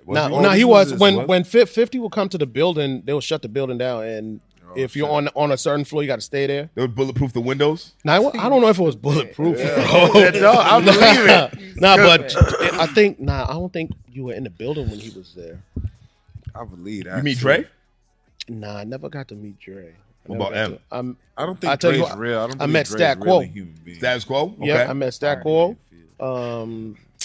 Olivia don't count. I was ready for that.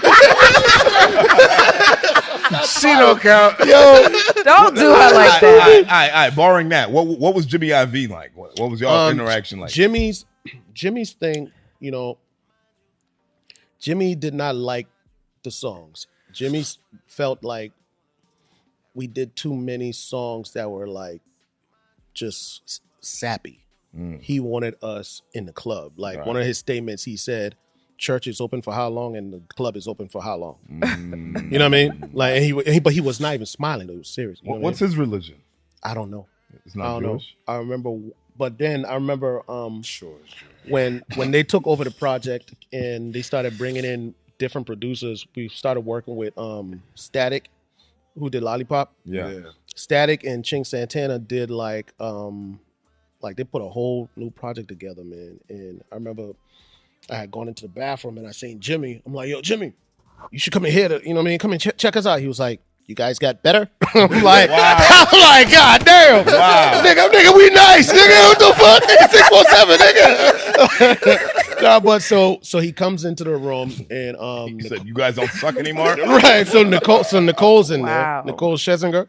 Wow. So she's in the room. Static's in the room. And Static Major, by the way. Yeah, Static Major. And then I'm just sitting back because I know they're about to lose their mind. Like, we finally got real records. Yeah. Press play. I'm just like, let's go. When the music was done, he was clapping. Nicole was clapping. Like, they're out of here. I'm like, we made it. It's over. Yeah. And yeah. And then what happened? Yeah, I don't know. We'll talk. We'll leave that alone. I don't know. And that's so funny. And that was that. So what came from that situation? Because you guys, you know, a lot of stepping stones went through that, right? Y'all met you met the label head. Yep. Right? Like the guy who owned the label that you was on the label of. Right? So what the fuck?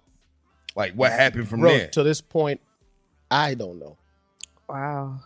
To this point, I'm not really, like, I know about the, internal stuff, within us in the company. Right. But I don't really know the details because we weren't the ones in charge. Right. I was really young. I didn't know what the hell's going on. I just know that, we wish we got one song out. You know what I mean? Only thing we got was the Keisha Cole joint. And we didn't even get a video out of that. Right. You know what I mean? But it was a good record. It was a good record. And y'all didn't even get like a featuring Metro City. No, we did. You did? We did. We got I don't remember. All right. Yeah, it was there. It was a while ago. It was there. It's on some parts. It's on and it's off on some. Okay. Actually, I know what you mean. Yeah. I'm in the video. I changed my mind. You know what I mean? Right. I'm in that video. Yes. What else, man? I think. Damn. I don't know. We went on tour. What was Keisha like? Keisha was just about to Keisha was Man-hating. she was on a mission, man. Yeah. Yeah, to succeed. Okay. She was on a mission, and her being a woman, a black woman at that, like she wasn't from the hood. She wasn't playing. Like Don't play Keisha that was shit. going to make it Yeah. regardless. You know what I mean? And that's what you have to be. She was very, Firm. very Reminds firm. me of me. You like Yeah. Keisha better with or without the Gap? Because I know that Gap did some things. Wow. Wow. I'm just saying, like everybody says that she makes better music with the Gap. Nigga said, wow. Oh, you think it's some other shit? I didn't say nothing. I mean, it don't matter to me. Didn't matter. It's a spirit for me. Yeah. Yeah. Beautiful Nah, spirit, right? she's a great artist. She is. told She women is. I should have cheated, man. She was saying that shit out loud. I Singing that feel shit. her. A lot of women I felt remember that Keisha way. wanted us to win. A lot of- Absolutely. Keisha's one of the few She people men to who really burn wanted us to on win. the I way. believe that. Yeah, Keisha wanted us to win. Okay. Big time. All right. So, barring all of that, right? Yep. You guys break up, y'all split, y'all go your separate ways. Mhm. Man. What did that look like for you? I had to go do some soul searching because I had lost my father a few years back. And I think once the group split, that's when that feeling hit me. I'm like, fuck, my father's not here. This is not working. What the? I've never worked. All I've done is music. Right. I'm like, what the? You know what I mean? Right. So, You have to get a regular job, bro. I shut up. like that's a bad thing. like, Oh no! but I did. Sex? Hell yeah. I did for like 2 weeks. I did for 2 weeks. What was it? Best Buy? Nah, we was at cleaning carpets Okay. Wow. in around America. Okay. Yeah, and That's better than Best Buy. But that's when I made a decision. I'm like, I was like, I'm not going to let external situations prevent me from a dream that I wanted, because at this time I was not writing. I didn't really know how to do that shit like that. I didn't really know how to sing, lead, or control a song like that. I just told myself, I'm gonna give myself 4 years, and I'm gonna make this shit happen. And on the 3rd year, I signed with Universal. Wow. Yeah. So it's obvious what the pros are or were with being in a group. You know, you guys have worked with many prominent figures. What would you say the cons were with being in a group? The opposed cons, to, I being can tell a you, solo the artist. cons, it was more a mental thing. Okay. The cons, because I had trust issues. Yeah, I didn't trust. None of them? I didn't trust anybody. One of them fucked your girl? No, I just ain't trust anybody. I like They it. was sharing bitches. Hello. I just didn't. You saw that nervous laugh? It's called the alley. It was one or the other. That's why I had to ask. Have you you. ever seen a fast break? You stupid. Nah, man. Come on, son. I just had trust issues with just in the business, man. Okay. Because I seen a lot of crazy shit. I seen some crazy shit, man. What's the craziest thing you've seen that you can explain to us in the business? Within the group? outside of the group. Watch them contracts. Read them contracts. Read your contracts. Hire a lawyer. Your lawyer. Keep your parents with you. Stay dedicated. Don't get complacent. Yeah, I like how you curved that question. You told us what to do or what not to do, but you ain't say. I mean, like I said, the biggest thing for me, it was the trust thing. Okay. Like, it was a trust thing. It was a trust thing because it was a trust thing. He's good. Okay. This guy's been media trained. He's been around a while. You know what I mean? He's not getting He ain't gonna tell. You're not gonna get signed the fuck up. He ain't gonna tell. You can see the mimes. You can see the mimes on the floor. You know what I mean? Niggas got landmines all over the place. You know what I mean? Liberia, goddammit. I hate that. Right. I just caught that. Like, yo, what the fuck? Right. Disrespectful. What is wrong with this dude? Yo. Relax. All right. So you go solo, right? Mm-hmm. Nah, I didn't go solo. No. Nah, I told myself. Actually, Willie had called me. He was upset about something, and we was talking about it. And I just told him, man, well, at this time I was actually living in Fall River. I said, I'm very sorry. oh yeah, yeah. That's a terrible place. I wanted to make sure I say that again. I was living in Fall River. So this is the lowest point of your life. You were Pretty much. surviving. You were surviving. Pretty much. In Fall River, And so my Willie nigga. called me and he's like, yo, Rent was $200. nigga, a hot 7.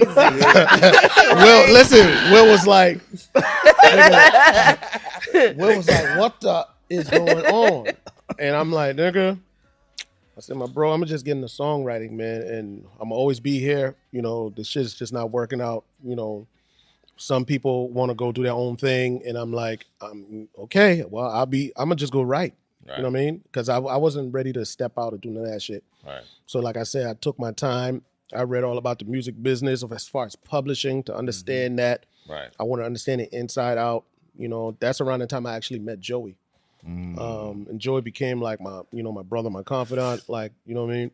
And this is before he's managing me now. Right. Yeah. But this was way That was just your mans. back then. Right. Yeah, Yeah. you know, like from the breakdowns, like, you know what I mean? And I think like I would leave from Fall River to drive up to Carlisle near New Hampshire a little bit for studio sessions. Joey would bring me up there. Saxonville. Yeah. Right. You know what I mean? And around, so this, you could say this is when I started to develop as a songwriter. Okay. You know what I mean? And then I had a really good conversation with Neil's manager. And he said, you know, Si, you have a lot of potential, man. But you're not going to be a great songwriter if you keep writing to music that is okay. Writing to, you know what I mean? You know, and over the years I Mediocre understood. beats. Yeah, which those were his words, actually. I just didn't want to be disrespectful. You know Nah, what I I mean? mean, I mean that's But, a fact. Yeah, That's the and he truth. was like, you can't write to mediocre beats. And to explain that further, when you hear a good beat, it makes you feel good. Yep. And when you feel good, you write better. Right. So if you're forcing yourself to write to a beat, Beats probably not that's that good. not it. You know what I mean? Right. If you can't get to that second verse like this, that's not it. Yeah. And so Yeah, I first started. 16's So I, the easiest, right? But is it that a beat is not good or that it's not for you? nah, it's not. Really? Nah, because But that's subjective. no. Because everybody has their own, you know what I'm saying? the music has to hit. It's almost like you can't build a car. You can't sell a car without 4 tires. Right. So the beat has to have the 4 tires. Okay. If you give me a beat with 3 cars and say it's my special car, nigga, the shit is not going nowhere. I don't care how, you know what I mean? And that's the equivalent of how you want to listen to I it. just seen some shit where this car actually was driving on With 3 three wheels. and it was Shit fucking up the road. Was it a woman driving? Was it a woman driving? I don't know who was driving, but she it was driving moving. it. It And worked. I'm sure she was from the Asiatic It was the back countries. passenger that was missing. The shit hit the look. It did drive. That was probably in Fall River. It Probably. looked like it wasn't Fall River. Nah, but then I started going to New York. You know, I would go to New York instead. What studio Tupac got shot at? Oh, shit, Quad Studio. Quad Studio. So there was a producer up there, and I would sleep in the room, wake up and work with him and produce. And you know what I mean? That's how I really got into it. And I would travel. I would go to work with heat makers, arsonists, and like I was just up and down New York, and I didn't care. You know what I mean? Yeah. I'm was talking. grinding. I didn't care because I just wanted to acquire the skill. Yeah. That was my goal. My goal was just get that skill, bro. I don't care what you got to do. Get that skill. Learn how to do it. Every song is not going to be fire. You know what I mean? Like, get your hours in. You know what I mean? You know what I mean? And so that's what I did. I don't care. And it was back and forth. Then I started going to LA. So now I'm going to LA, and then that's when I seen that, you know, some reputations had been a little bit out there. So I was like, oh shit.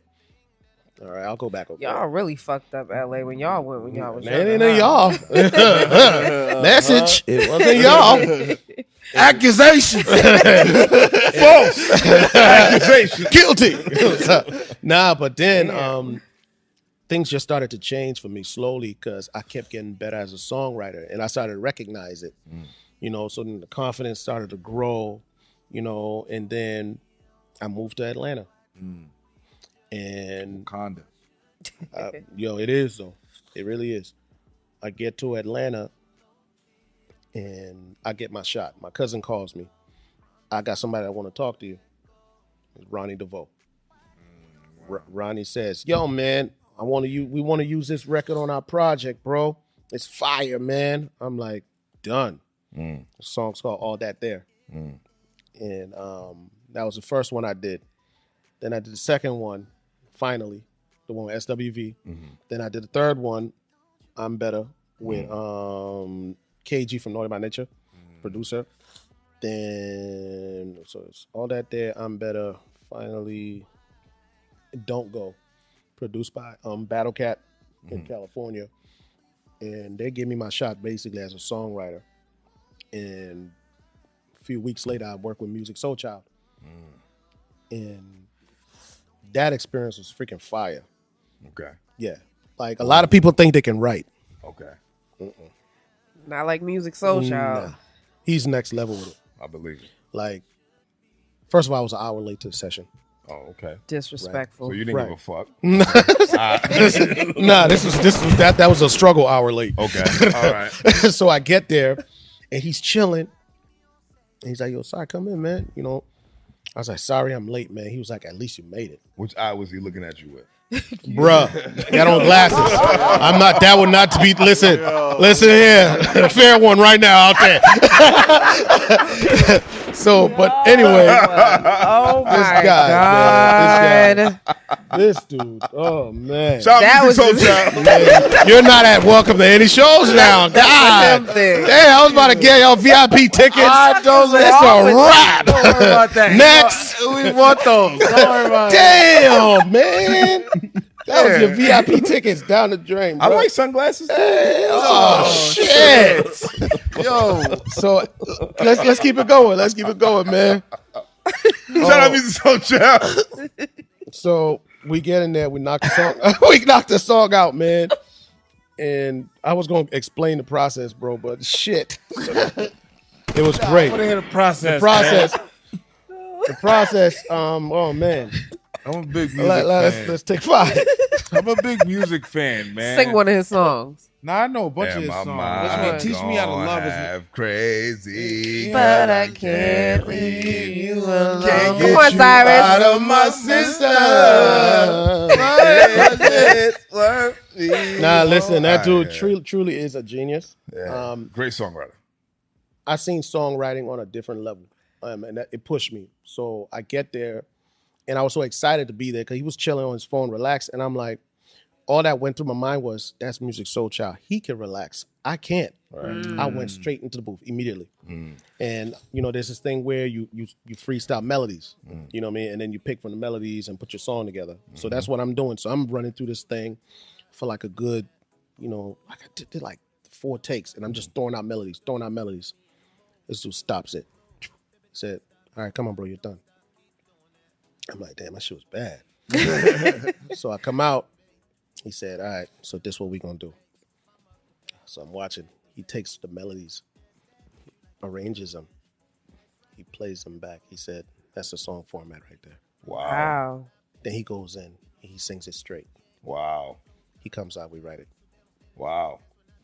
Grammy nomination. Wow. Come on, son. Grammy nominated. Wow. Just like Grammy nominated. You motherfuckers hear this shit? Just like Cyrus DeShield, man. Just like Liberia zone, man. Roxbury zone. Just like that. My fault. Just like that. South End zone. Yes. Don't take them from the South End. Hey! South End zone. Man. South End is very legendary. Man. Grammy Dunkin' Donuts cup. nominated. You understand? Because that's his pen game. So Yeah. you niggas that want to be the artist, understand that there's a career in writing, my nigga. Some of you niggas can really write, but you suck as the guy. Shit. So I'm not saying that Cyrus do, but some of you niggas do. So just keep that in mind. Dang. All right. Anyway, proceed, my nigga. And so that that was dope. And shit, man, that was really really much the beginning of when someone believes in you and they throw you in the alley hoop. That's what that was. Like to the point. I went to the Grammys with him. You know what I mean? Wow. Yeah. So that was a experience. I feel like it was a woosah for me. Yeah, because after the Grammys, now I can't get off a stage. You can't kick me off. Like I'm on every stage now. Dope. And it's because I think I needed to get that shit off my back. Like mentally, that shit.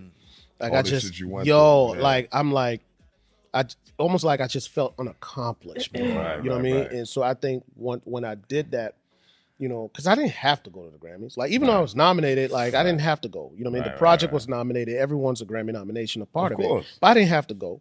But my old manager, he was like, you can go to the Grammys, right? I was like, really? He was like, yeah, ask them. And I called Norm. Shout out to Norm, manager, Music Soul Child. I hit him up. He said, yo, email this number. Email this email. And I emailed him. I'm like checking, 1 week go by nothing. 2 week go by nothing. So it's like, we'll have your discount tickets for you, man. I'm like, oh shit. Oh, you get a discount too? Discount. Oh, So wow. Hey, peep this. can I bring the hood with me? Definitely couldn't. So I get my tickets. I go to the Grammys. Yeah. I go pick up my tickets. They tell me, you could walk. You're supposed to walk the red carpet, right? Oh, I'm like, huh? gang shit. Shit changed now. I ain't know that. It was like, you can walk the red carpet. Yeah, you ever remember that song, Grammy Family? Yeah. That's what was on my envelope. Wow. They said Grammy Family. So I was like, oh, that's what these niggas mean when they say Grammy Family. I didn't know that. Right. Wow. Yeah. Only the inner circle know. You know what I mean? got the drop, man. Yeah. Wow. So it said, You niggas are not that clever. Everybody gets that letter. Come on, son. So I seen it and I was like, oh shit. So then he was like, yo, well, come on. So we go on, we on the carpet. Freaking, I'm just taking it in, Actually, there's a video on my Facebook video.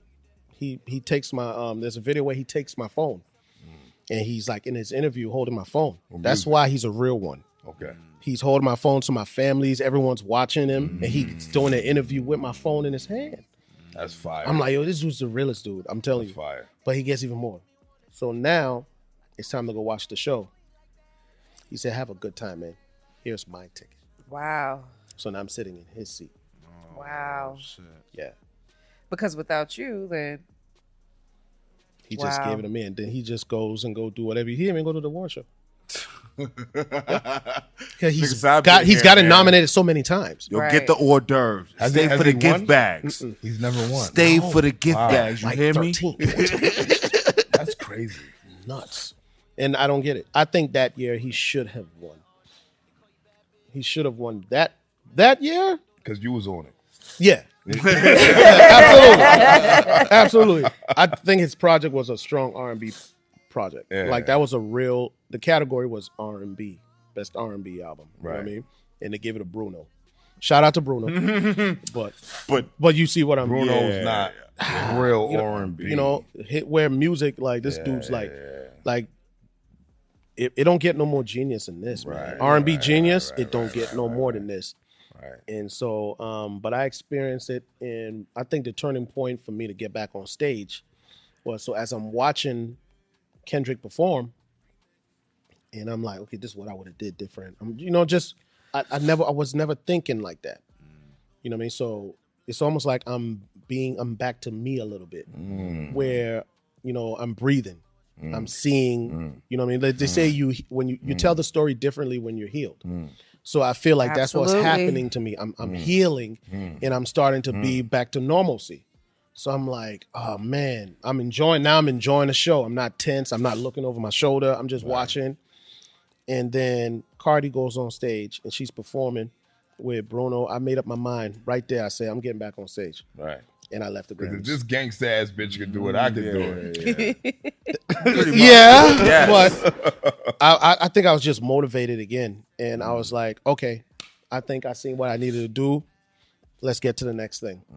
And so I left. I had a VIP ticket. Mind you, they give presents at the VIP, like Gucci watches. I didn't even go. Yeah. They go, yeah. You should have gave me a ticket. I didn't even go. Bro, I know Soul Child told you to stay for the gift bags. I would have walked out that building like, yo, 500. First person listen, come up off my jaw. I seen some Grammy Gucci watches in some of these jewelry stores. I seen them. I believe it. It said Grammy Awards. I'm like, oh shit. Wow. Yep. Wow. So, but yeah, that's what happened with that. And shoot, after that I was like, I'm back on stage and I started working my way. I didn't care how, like, I never care about process. That's just me. Like, ain't no shame in my game with that. I just, whether I win, lose, I don't care because it's a process. Right. You know what I mean? And I keep it moving. Like, it is what it is. I ain't tripping. How do you maintain such a positive mindset, like, with everything that you've been through? Because of everything I've been through. Okay. Okay. Killed that.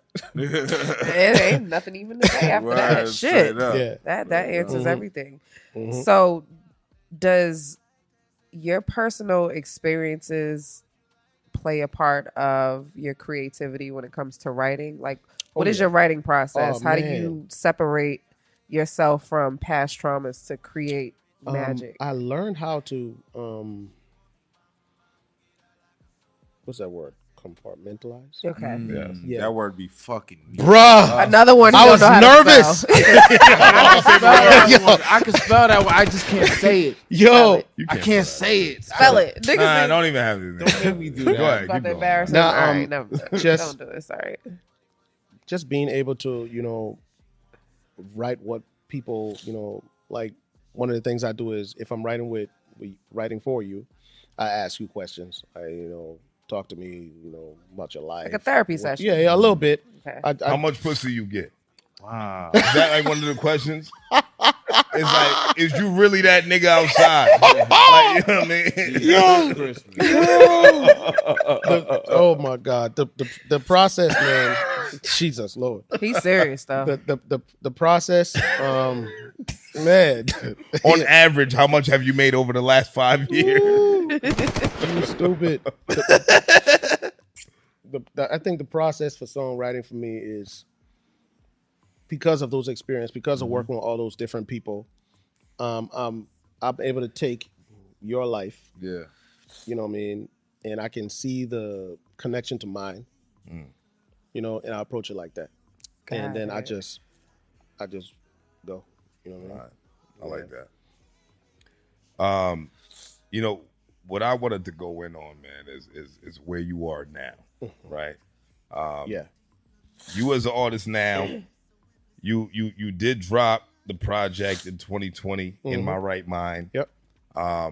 Charted for like 2 weeks, just to let y'all know. Oh yeah, charted where? World chart. World chart. What number? Apple. What number? 5. 5? Oh Yes, sir. shit! Come on, baby. For 2 weeks.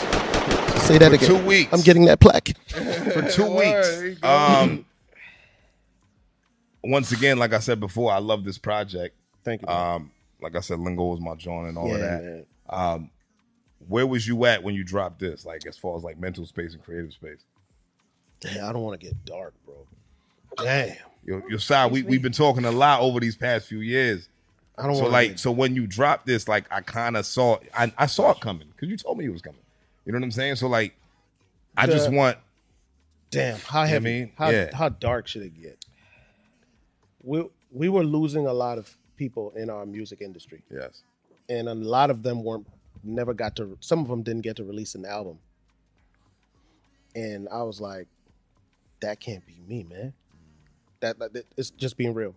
I was like, I think I want people to hear what I can do. You know what I'm saying? So I was like, all right, I'm gonna just get busy. So I really sat down and I went to work. And shout out to Marcus Heiser. Marcus Heiser, A&R Get Rich or Die Trying, freaking all G Unit albums, Eminem Encore. That's the guy that taught me how to be a better songwriter. Like throughout the years. Shout out Marcus Heiser. Marcus Heiser, probably one of the realest dudes next to music that I've encountered. You know, he pretty much, like when I would write a song, he'd be like, "What are you doing? Like that's not it." Like, but he would explain. I like that. He was like, "That's not it." Like it was very, not say it was harsh, right? Constructive but he was criticism. like, "You trying to win or not?" Yeah. When people hear these songs, you want them to walk away like, "Yeah," you know what I'm saying? Like this shit is it. This is it. Like, you know what I mean? You don't want people to be able to pick apart your songs. You know what I mean? Unless haters can pick apart a song, Of course. like All day, that. all day. You know what I'm saying? All day. But like a genuine listen, man. Like a genuine listen. And that's what he was talking about. Like I've had to write songs over like 5 times. You know what I mean? Like just writing over. He was like, the hook don't make sense. You can't, like he would explain, like you can't say this and then say this, dude. Like, you know what I mean? Like, nigga, like your family needs you to win. Like for that statement, your family needs you to win. You can't play with your writing. And so that's how I approach. Like sometimes people be like, this nigga's too fucking serious for me. What was his position on the label? Because Head A&R. Okay, so Like he needed number you. one freaking. Nah, he didn't need me. He was just coaching me at the time. Okay. Like this was just he seen a young kid that wanted to learn how to write. Okay. So he would give me CDs. This is off the love. This is just off of love, Okay. man. That's real. Like I would go to the office when it was a group, you know what I mean, and I befriended. We got cool, Right. and so he would like give me CDs, like yo, you know what I mean. Go like a lot of the Interscope artists I saw were in his office, Right. you know, man, majority of the time. Right. And over the years, he just like, yo, man, yeah, take this beat, right? You know what I mean? And so that's pretty much how I developed as a songwriter with his help. Okay. You know, like from beginning to end, like from beginning to end. Like I would call and be like, yo, I would write the song with him on the phone. Like, yo, you know what I mean? Because I just needed that extra ear. And then I got to a point where I didn't need to call him no more. And I would just send it to him. He was like, "You think you're nice, huh, nigga?" Yeah. So the conversation. He didn't changed. say nigga though. No, he did.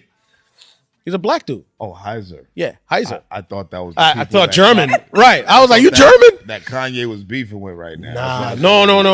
Wow. Nah. He was like, You think scared you nice? the shit out of me. I was Nah. like, oh shit, he Nah. said that. Nah. He didn't say that, man. It would have been a fight. Don't disrespect me, bro. Okay. Nah, but nah, man. Real dude. All right, that's Yeah. fire. That's fire. So, anything y'all want to expound on before I go on? No, let's talk about the project still, or Oh yeah. Well, I mean, yeah, we could keep talking about. or what the was you project. about to talk about? I want Are to we talk getting about, you know, the singles you dropped this year. Okay. Nice. You know, you dropped the Liberian Girl joint, right? Yeah, recently. And before the Liberian Girl joint, Chocolate, right? Yeah. That was the joint. Chocolate. Chocolate. My fault. Chocolate. Chocolate. Right? Fuck that one up. So Chocolate was like on that R&B / Afro beats lane. Yeah. I want to talk about like how you feel about like the success of Afro beats right now. It's crazy, man, because when I was on the label with Interscope, I was so self-conscious about my accent. So self-conscious. You know what I mean? Your accent's coming out, bro. So now I have to fix it up. Right. You know what I mean? Like, But now it's the shit. now it's the shit. So like I'm seeing American artists put the twang on their accent in the back of my mind. I'm like, look and at Canadians this shit. like Drake. So in the back of my Fucking mind, guy. in the back of my mind, I'm like, look at this shit. Yeah, ain't that some bullshit? Ain't that some bullshit? Yeah, right. You know what I mean? But Africa's popping now. I'm like, wow. It's been We- popping. That's what You know what I mean? So it's just crazy. And so, I mean, I'm proud of it. Yeah. You know, I'm proud of it. And so me wanting to do the Afrobeat record, that was just, I was going to do it. You know what I mean? Like, and so I just put it together. And What does chocolate mean? chocolate means like disrupt, shake up, She walks in and she chocolate the place. Yeah, Oh, she definitely do that Right. shit. Yeah, right. So you wrote the song about me. Pretty much. I love I've been that. stalking. You know, I'm joking. I'm just joking. Whoa, no. Nah, but yeah, man. Yeah, that's what it is, yo. How do you feel like that song was received, man? It was received well. It got me some good, motion in Liberia. I got to perform it at some African concerts. Oh, wow. Some Afrobeat concerts. I opened up for Adekunle Gold in Boston, his first show. That's crazy and that's dope because Michael Jackson, he never performed that song, He's right? never performed Liberian Girl. No. He's never. Right. He was too white for that. And At the time when it This dropped. guy's flawless. With it. Nah, man. Am I lying? No. When Liberian Girl dropped, was that not white Michael? It was, but that was also Michael, black or white Michael. You ever seen but the that movie was Get 'Em to the politically Greek? correct Michael. You ever seen Get 'Em to the Greek? He makes Nah. a movie called African Child. I never So seen white That guy. they were making fun of that song. Like, Yeah, it was about Yeah. it was making fun of that Because shit. Why? let's be real, right? So the Liberian Girl record by Michael Jackson wasn't well received by the masses, right? Really? No, bro. You don't remember that? I was in Liberia. Oh, okay. That And makes it was sense. super received because it was about the whole freaking because country. the name was Liberian Yeah. Girl. Oh, man, it was popping. But because of where Michael Jackson was at with his career and like who he really was and like what he stood for at the time and things of that nature. And not saying that he was anti-black, but it's like, bro, you're beige now. You know what I'm saying? Like it's different. You talking about Liberian Girl? Get the fuck out of here, bro. Shit. God damn. Quincy Jones looking at you like you wilding the fuck out. like, nigga, I'm light skinned, but you. And Quincy High. You know what I mean? I'm light skinned, but you the right skin now, nigga. I'm not part of that statement. But either way, man. No. So you paid the estate some bread for that, didn't you? Nah. No. No. You had to give him writing credit. Learn the music business. Yeah. That's what happened. I got it free. But when I sell it on iTunes, they get the publishing. Yeah, they get publishing. Yeah. All right, publishing. But this is the first time a Liberian artist or any singer who sings has done anything to Liberian Girl. So when you type Liberian Girl now, his comes up and mine comes up. It does. And That's a fact. Yo, I know. Yeah, this is true. And I'm like so That's hyped dope. about that. That's fucking, listen. Man. Yeah, come on, man. Let's clap it up for This calls for that. Liberian Girl. Come on, man. This is Michael Jackson Come on, that we're man. talking about. Yeah, man. It's Cyrus DeShield we're talking about. Yeah. I mean, Yeah. it That's is Michael crazy. Jackson. You're right. It is Yeah. Michael Jackson. And Right. what I did Right. was, Both. see, in Michael Jackson's version, he had Swahili in the language. Swahili. He had a girl talking Swahili. In my version, I have a real Liberian dialect being spoken. It's called Bassa. Okay. So I have Bassa actually being. So this is a real. So now it's fully correct. Yeah, I heard that in the song. What was she saying? She was saying, "Oh wow, wish you did not freaking ask me that question." I don't even remember what freaking it was, but I love you something. Okay. Yeah, well, I'll get it. Okay. You know, my beef with those type of records from people like Michael Jackson and like any other American who tried to assimilate with like those type of records was that they didn't really understand the culture. We're talking about Swahili and things of that nature.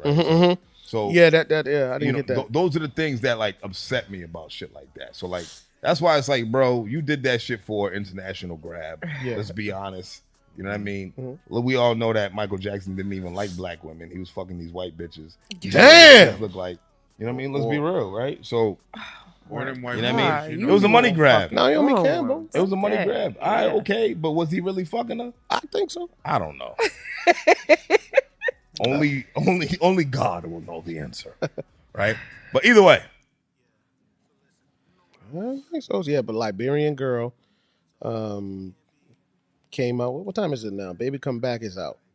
Baby Come Back. Baby Come Back is out. That's a new joint. Oh, yes. Yes. Yes. That's one of my favorite songs. That's today. Why is that? That's today. I think it's a well-written freaking song. Okay. Just, you know what I mean? I think it's well-written. It's, Right. it's produced by Sheezy. Yeah. Sheezy did Peru for Fireboy and Ed Sheeran, Blow My Mind, Chris Brown, Davido. Sheezy was like, "I believe in you, bro.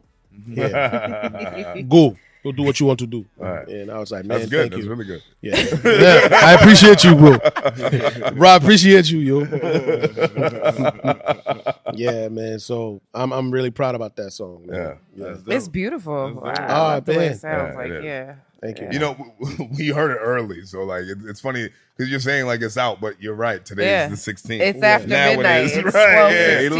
Look, It's 12:16 or 12:16. I was like, what are you talking about? This is unreleased. And I was like, oh shit, it is 12:16. Yeah, like on the dot. Yes, Yeah. it is. It is. This is a It's great 12:16 moment. at It's 12:16. Yeah, Wow. Oh shit. that's fucking crazy. That's amazing. Cash, play that number. The dialect means I love you. Hold on. Damn, I just lost it. I had to go look He for want to it. make sure he's I like, love you nah, also. this I is want fucking you also. crazy. You're my love. Something like Got that. it. Yeah, that's, Okay, I that's just what couldn't she let said. myself down like that. No. Okay. Had to find that. Okay. But yeah. Okay. Makes sense. Yeah. hmm Okay. I didn't know. Yeah. Who do you want to work with that you haven't? Beyonce. Like, what are your goals? Okay. All right. I want to work Okay. with Beyonce. I think one of the things, you know, as a songwriter, a lot of songwriters who, you know, write the way I write, you know, it's tough getting artists who can't really sing to perform at a high level. That's a You know what I fact. mean? So when they do the song, it's like, you know what I mean? Flat. So now you have to write. So you have to cater your writing to their ability. Right. And so sometimes you don't get, I don't write the way, you know. Now you're dumbing down your talent. So it you know, it harms a lot of songwriters actually. Yeah. Unless you get with an artist of yours and then you guys go pop. You know what I mean? Or you go do it yourself. But yeah, that's pretty much like if you work with like the legends, they love you because they're like, this nigga gets it. You know what I mean? Like, period. Like I just did a song, should I say it? For BBD and another artist that we know like last week. Fire. Like BBD still making records. Bruh, listen, I play you this record, you gonna be like, whoa. Listen, do I that. play you this I'm record. not doing nothing. Yo, hold on. I play you this The way he record. said it. I play you this record. I'm gonna play you the record, and I'm gonna play you an exclusive record with Yo, Bobby Brown. Ronnie, my man, uncle. You know what I'm saying? Like that. Don't try to clean it that's up. Uncle Ronnie. You know what I'm saying? Like, Listen, BBD can still it's make records. fire. I will tell you like this. Bell, he resonates with your voice a lot. Those songs that you wrote for them, bro. I was like, is Cyrus on the record? Like, or did he write the record? Like, you know what I'm saying? Like, you're right. like He's right that you're on the record. No, I'm not gonna go there, but he's right with did you the do rest. backgrounds? I threw me in there somewhere. Backgrounds. I'm in there somewhere. All right. Okay. Because I'm like, there's no fucking way No, I'm in there that somewhere. Cyrus is not on these records. I'm listening to. No, but the tones are very similar. Yo, son, he literally heard your fucking reference track and said, "I'm gonna do it just like that." The thing is, but I coach him to do it like that. Oh, don't. I coach him to do All it right. like that. That's Okay. what it is. I wanted, you know, if someone else did it who didn't have my tone, you will still hear me because it's my cadence. Like when you hear Umbrella, you know it's Dream. Now that we've heard the Dream, you always understand the cadence and you always know who wrote it. If R. Kelly wrote a is song, you know, like when We Sparkle know. sings it, Correct. you know, it's 2 years ago, so that's the cadence. Didn't you know what I mean? you had male friends. Wait a minute. Let me finish. Okay. That's crazy. Yeah, it's stupid. Get us to start doing karaoke. Yeah, but nah, man. The tone definitely resonates. Nah, I thought that was amazing. I loved it. Yeah, the But tone you know you were resonates. going somewhere. My bad. Yeah. So Beyonce. big name. So homegrown in the city, In Boston. Boston. He's worked with a lot of niggas. Who would You you like work to with work Millyz? with? I want to work with Punky. You want to work with Punky? Shout out to Maya. I think Maya, I've she heard on a lot of fire. songs.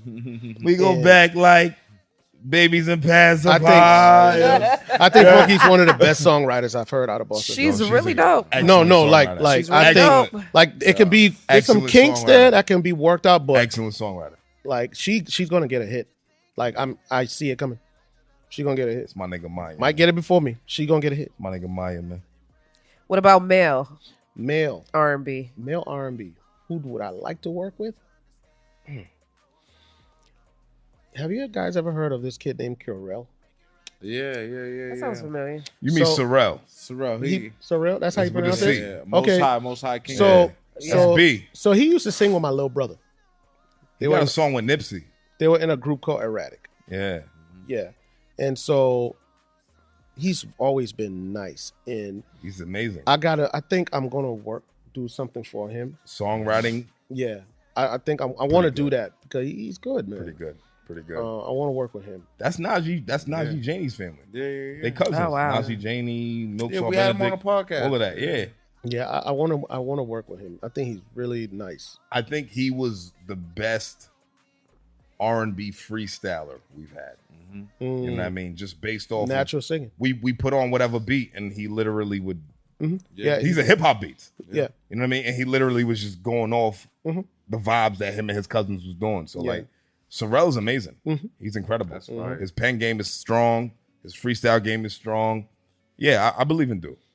I like that. Me too. That's a good one. From Boston. Yeah. Yeah, I mean, I'm sold on Punky though. As far as the writing is concerned, Yeah. I really like her writing, man. Okay. Shark's about to go get her. I already know. I done messed up. Yeah. The label loves Punky. I mean, the industry loves Punky, and where she is right now, and where she's creating. So I wish her the best of the luck, and you know, I hope she goes really, really far. But Side, man, like, you know, we've been talking for a minute now. What is there anything that you wanted to talk about that we didn't mention? So I'm on tour with music right now. Okay. I'm doing spot dates with him. It started, like, I think sometime in May. I was like, okay, I need to get out and start performing, you know, and get going. I think I have enough songs. And so I just reached out to them and I said, yo, man, I'd like to open up. Right. And so the first show was in Boston. That's fire. And so I came to Boston and he was like, come on, man. Just come on. Shows that I control, you're opening up. And so that's what's been happening. So we've done Chicago and we're doing 2 shows a night. Wow. Yeah. That's crazy. So, in 2 days. Every city. In every city. Every y'all city we're doing 2 shows and insane. we're doing 2 days. So every city is 4. 4 nights in every city. And so it's almost like great training for me. You know what I mean? Because now it's getting me back in the swing of, you know what I mean, my performance shit. Right. The only difference now I'm in the front, you know what I mean? So it feels good. So we did Chicago, we did Boston, we did Atlanta, we did Nashville. I'm doing Philadelphia. These are all major cities. Wow. I'm doing Philadelphia next week. Okay. That's the last show for me for the year.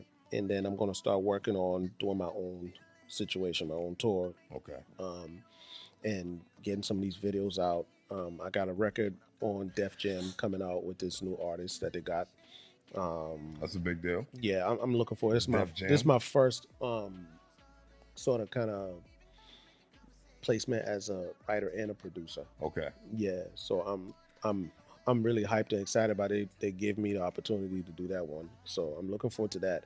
One of my records I have is going to be in this movie called The Water Boys with Quavo and Lala. Okay. Yeah. Mm-hmm. Okay. That sounds crazy. Yeah. Quavo and Lala. Yeah. Wow. I might. There's a possibility of adding a Boston legend to that song with me. Me? I mean, I already wrote it. I don't know if you're gonna sing what I wrote. I can't sing. It ain't gonna be me. But we're figuring it out right now.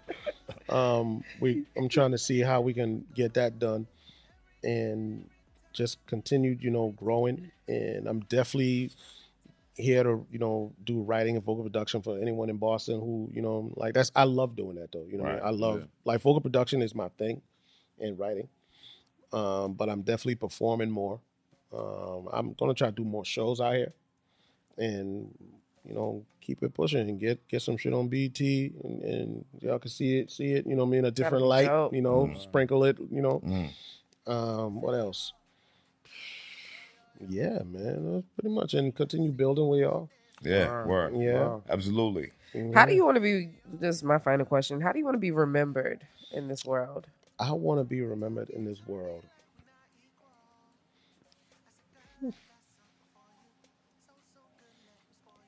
the picture. I want people to learn from my story, man. I want people to remember me as someone who persevered. You know, who persevered, and regardless of, you know, because a lot of times people misconstrue confidence as cockiness. Sometimes it misconstrue, you know, a focused individual as an asshole, or sometimes, or sounds like these two right here. You know what I mean? In someone in their own world, or with no, I get you know what I'm saying? When it's not the case, you know what I mean? I think, you know, one of the things is, you know, coming from where I've come from, it's like I'm on a mission, you know. And when you're on a mission, you're just engulfed in that mission. Of course, I stop to smell the roses. I do. I absolutely freaking do. But I think back to the question. I want people to just remember Cyrus DeShield as somebody who did not let the world, society, or certain things I didn't accomplish deter me from, you know, from my dream or my goal. You know, like this one story I tell you, when I was 6 years old, my dad got me a bike, and I told him to take the training wheels off. I said, I want to be a big boy. I could ride the bike, Daddy. You know what I mean? I could go. You know what I mean? And I fell so many times, but I learned how to ride the bike that day. You know what I mean? And sometime as I grew up, I forgot who that kid was. And I think once I remembered who that kid was, a lot of things became almost like naturally. I know my strength. Naturally, I can pick up stuff like this. Like I mix damn near all my songs. I record myself. I learn, like, these are all things I learned how to do. You know what I mean? So remembering that kid enables you to move forward with faith. That's why I'm so damn optimistic sometimes. You know what I mean? Because that kid would bust his ass and get right back up smiling like it's okay. That's who that kid is. You know what I mean? That's who Cy is. That's Cy. When I'm talking to Cy on the phone and I'm going crazy and I'm going left, he be like, right. You know what I mean? He be like, all right. He be letting me vent, but he's like, I'm not gonna feed into this nigga. Please don't. You know what I mean? Yeah. Nah, but yeah, that's that, man. I love that. Yeah. So this is a real conversation today. This was a really good conversation, Cy, man. Yeah. You could tell it was gonna be great because we started talking before we were supposed to start talking. Yeah. You know what I mean? But you're welcome here anytime, brother. Oh yeah, please. This was beautiful. I love this, man, and I feel like a lot of people who are in this R&B space now, if they're smart, they'll actually watch this episode, listen to this episode, and learn a few things about, you know, not everybody in the industry is your friend, right? Yeah, man. And sometimes the trip, and you know, the journey can be longer than you expect it to be. Absolutely. But you're still here. You're still eating. You're still creating. You're still connected. And I'm excited to see what happens next year, brother. Right. Yes. Absolutely, man. But but guys, y'all got anything else y'all want to close out with? Episode 153, goddammit. 153. This is CWTFB Radio, episode 153. We just had Cyrus DeShield in the building, man. Yes. I am Charlie I'll go get some Machine. sleep. She is Chanel Shantae. That's my man Cash, no motherfucking sense. We in the garage at the Sound Lab in Brockton, man. Yeah. We're creative. God, We love y'all. Till next time, we out here. yeah. Oh, yeah. That was good. Oh, don't forget one of these punch pies, Cyrus.